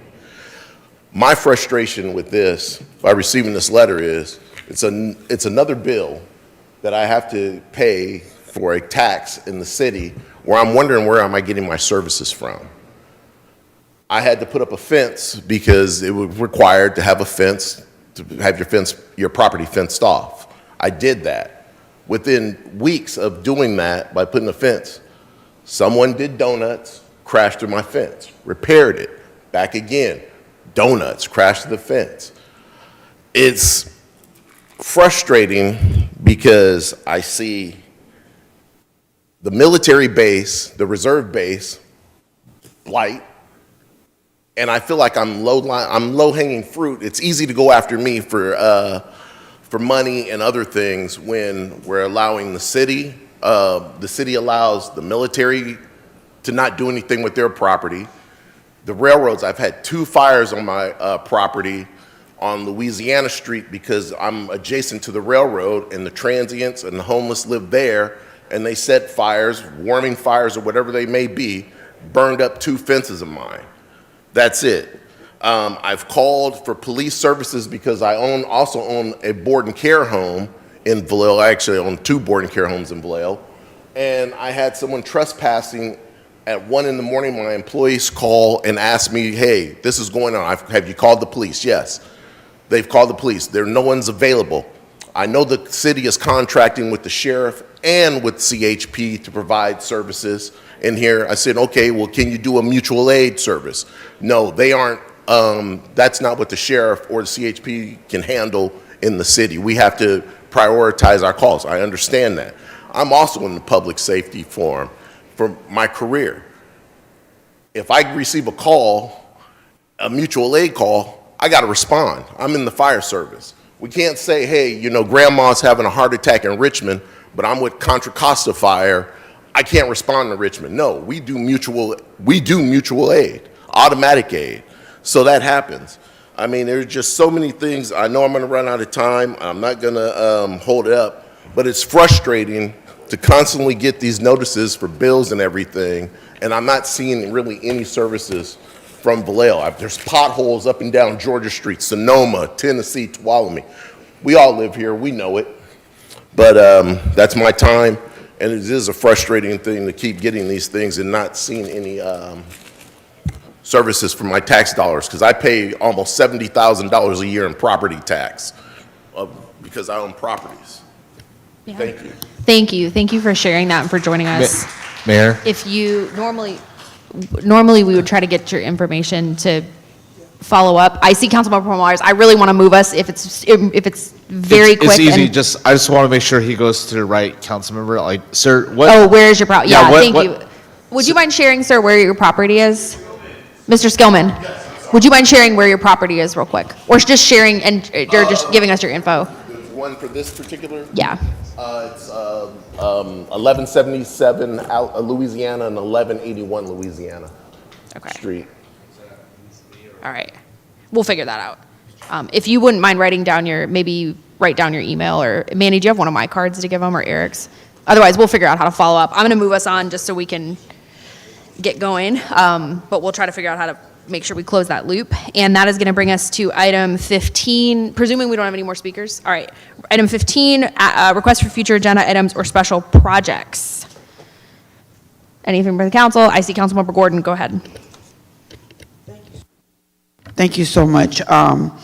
As my colleagues heard earlier from Mr. Fabrice, who was here, I am asking officially, and I shared out a letter, I'm requesting to support a place ongoing safety and operational concerns related to a long-standing local business to future city council agendas.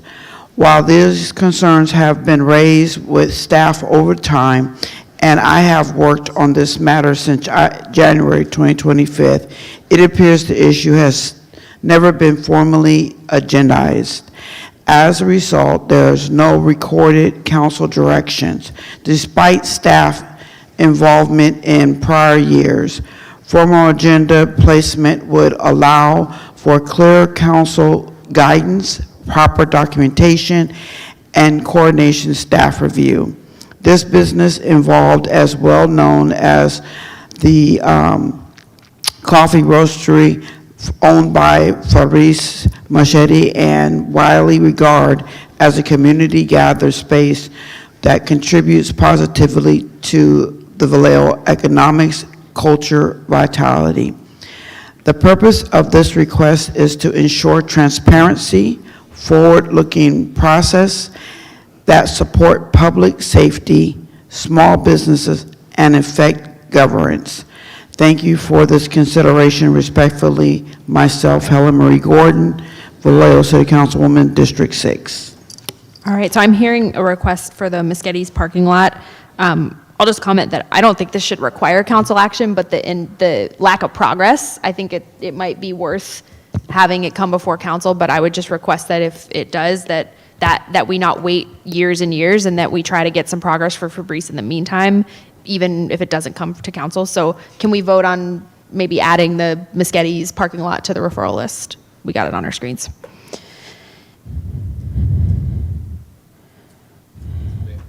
So the motion is just to add the item to the referral That's what list, correct? Okay. Or no, to put it in the hopper for a future agenda. Okay. Yeah. Okay.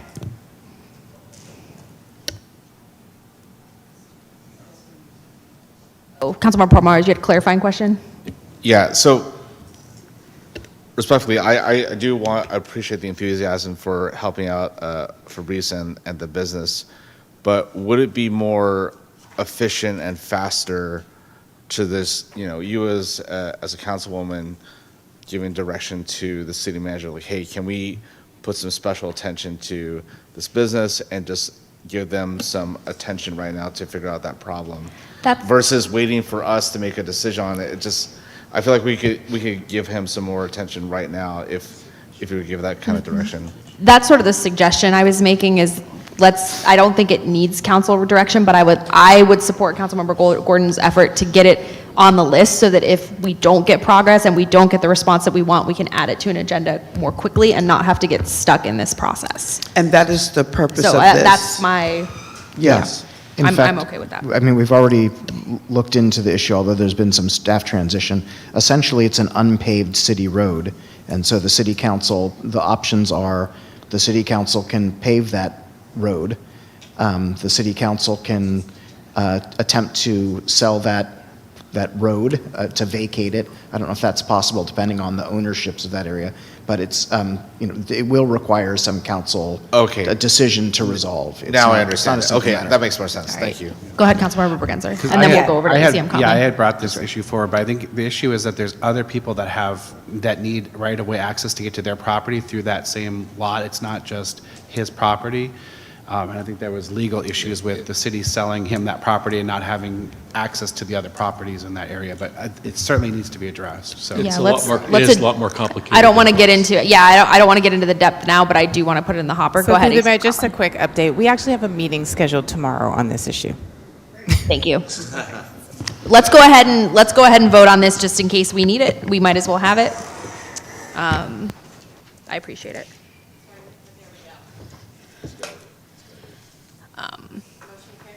Carries unanimously. And I'm going to move, I'm going to be working with I was working with the former vice mayor to try and get agendas managed with more vision. I'm going to be working with our new vice mayor to try and make sure we have a little more, a farther look out so we can get our priorities agendized and get the follow-up. And I'm going to move right now that we agendize Mare Island infrastructure ASAP, because there are some things that need to be raised. Does that include the 6A channel? Because I was going to ask about the 6A channel, because I know that's been an issue for a long time. We can include, clearing of the 6A channel. can you share a little bit specifically about what you were going to request? Well, who has responsibility for clearing the 6A channel, whether it be the city or the Vallejo and Wastewater or Mare Island, and let's resolve that issue, because it is a hazard. Yeah, I think all that needs to be brought. I see Councilmember Ledeju.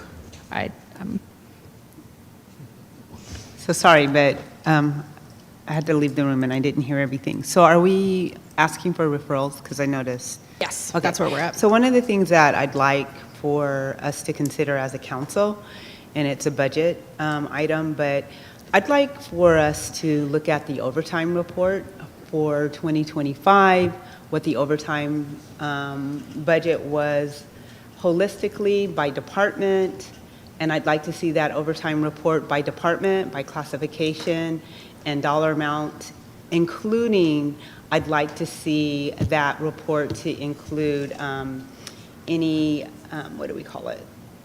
Comp time as well. And again, by budget and how all that is, what is the mechanism around approving the different amounts of overtime?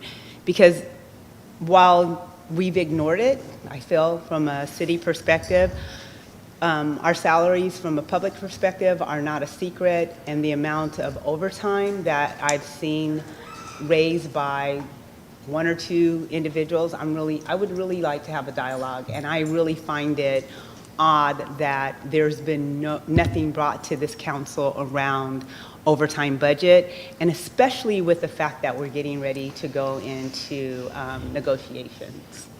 Right, so Councilmember Ledeju, I didn't want to cut you off, but we do still also need to vote on the Mare Island infrastructure item. So I'm happy to combine those two and say to agendize, Mare Island infrastructure. I want that on. I don't want that get buried on an agenda. That needs to come up in the next month because there's more direction that's going to be needed in order for us to proceed on that. And then I'm happy to support Councilmember Ledeju's request. I'm going to actually ask ACM Conley, is that something that can be added in the mid-year budget?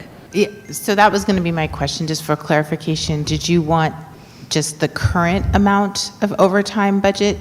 Were you looking for the last year or 2 years? I'm looking for what has happened in this last year and a half, well, because we're in a new fiscal year, right? But I'm looking at our current fiscal year more so, and prior fiscal year. Whatever that last reporting period was, we had a sergeant who made quite a bit of money in overtime. And I'm really curious about how we're managing overtime with safety, with our fire departments, how we are accumulating comp time, all of these things, and what does that look like, and what is the impact of our budget, and as we think about going into negotiations. Okay, I think we can do that for mid-year. Okay, Thank you. Councilmember Matias, you had a clarifying question. Didn't we have a whole presentation on the Mare Island infrastructure study, and we provided direction to city staff on additional things that we wanted to see like right away? I'm confused. I'm requesting that there needs to be clarified council direction on how to proceed with Mare Island infrastructure, because efforts are not moving at a pace that is consistent with what this council wants to see. So I'm asking for, this is separate from the infrastructure assessment. This is Connolly Corridor, I&I, Mare Island ownership. This is that stuff. I thought we had given direction, if not in late November, December. Yes. I may be tripping. And I'm asking that it be re-agendized for for reinforced direction. Okay. Yeah. So I'm gonna lump, if it's okay, I'm gonna lump those together because we gotta get going. So I'm overtime requested mid-year budget and Mare Island infrastructure.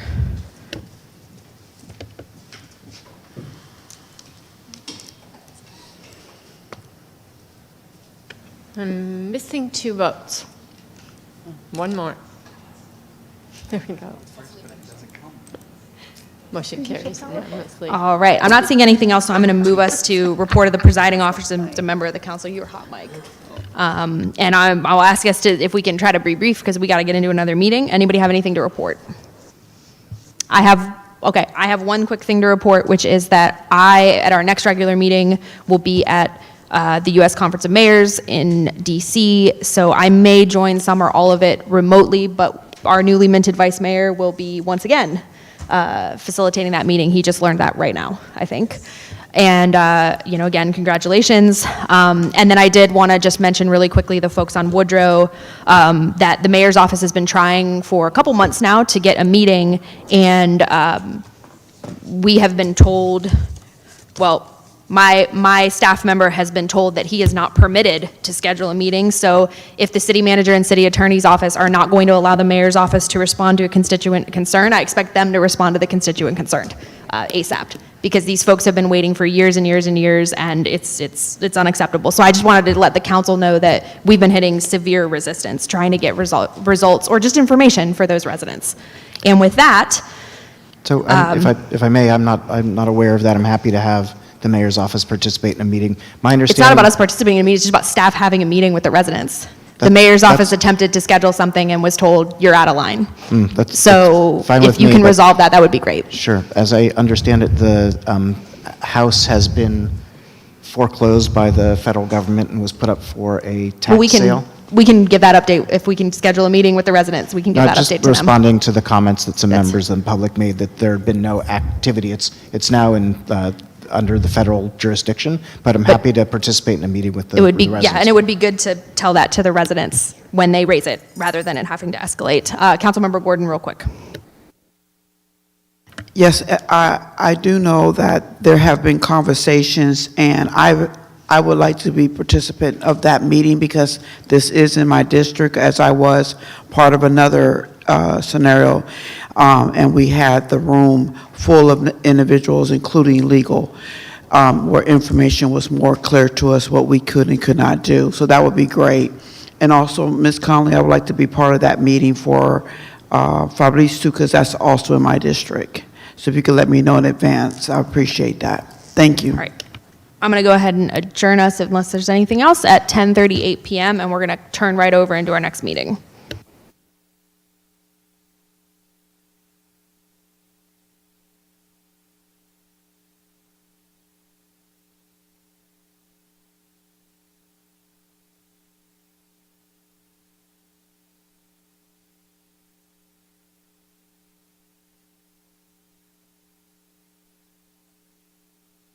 Yeah, we're just waiting for Manny to shift over the screen, so just give us a minute.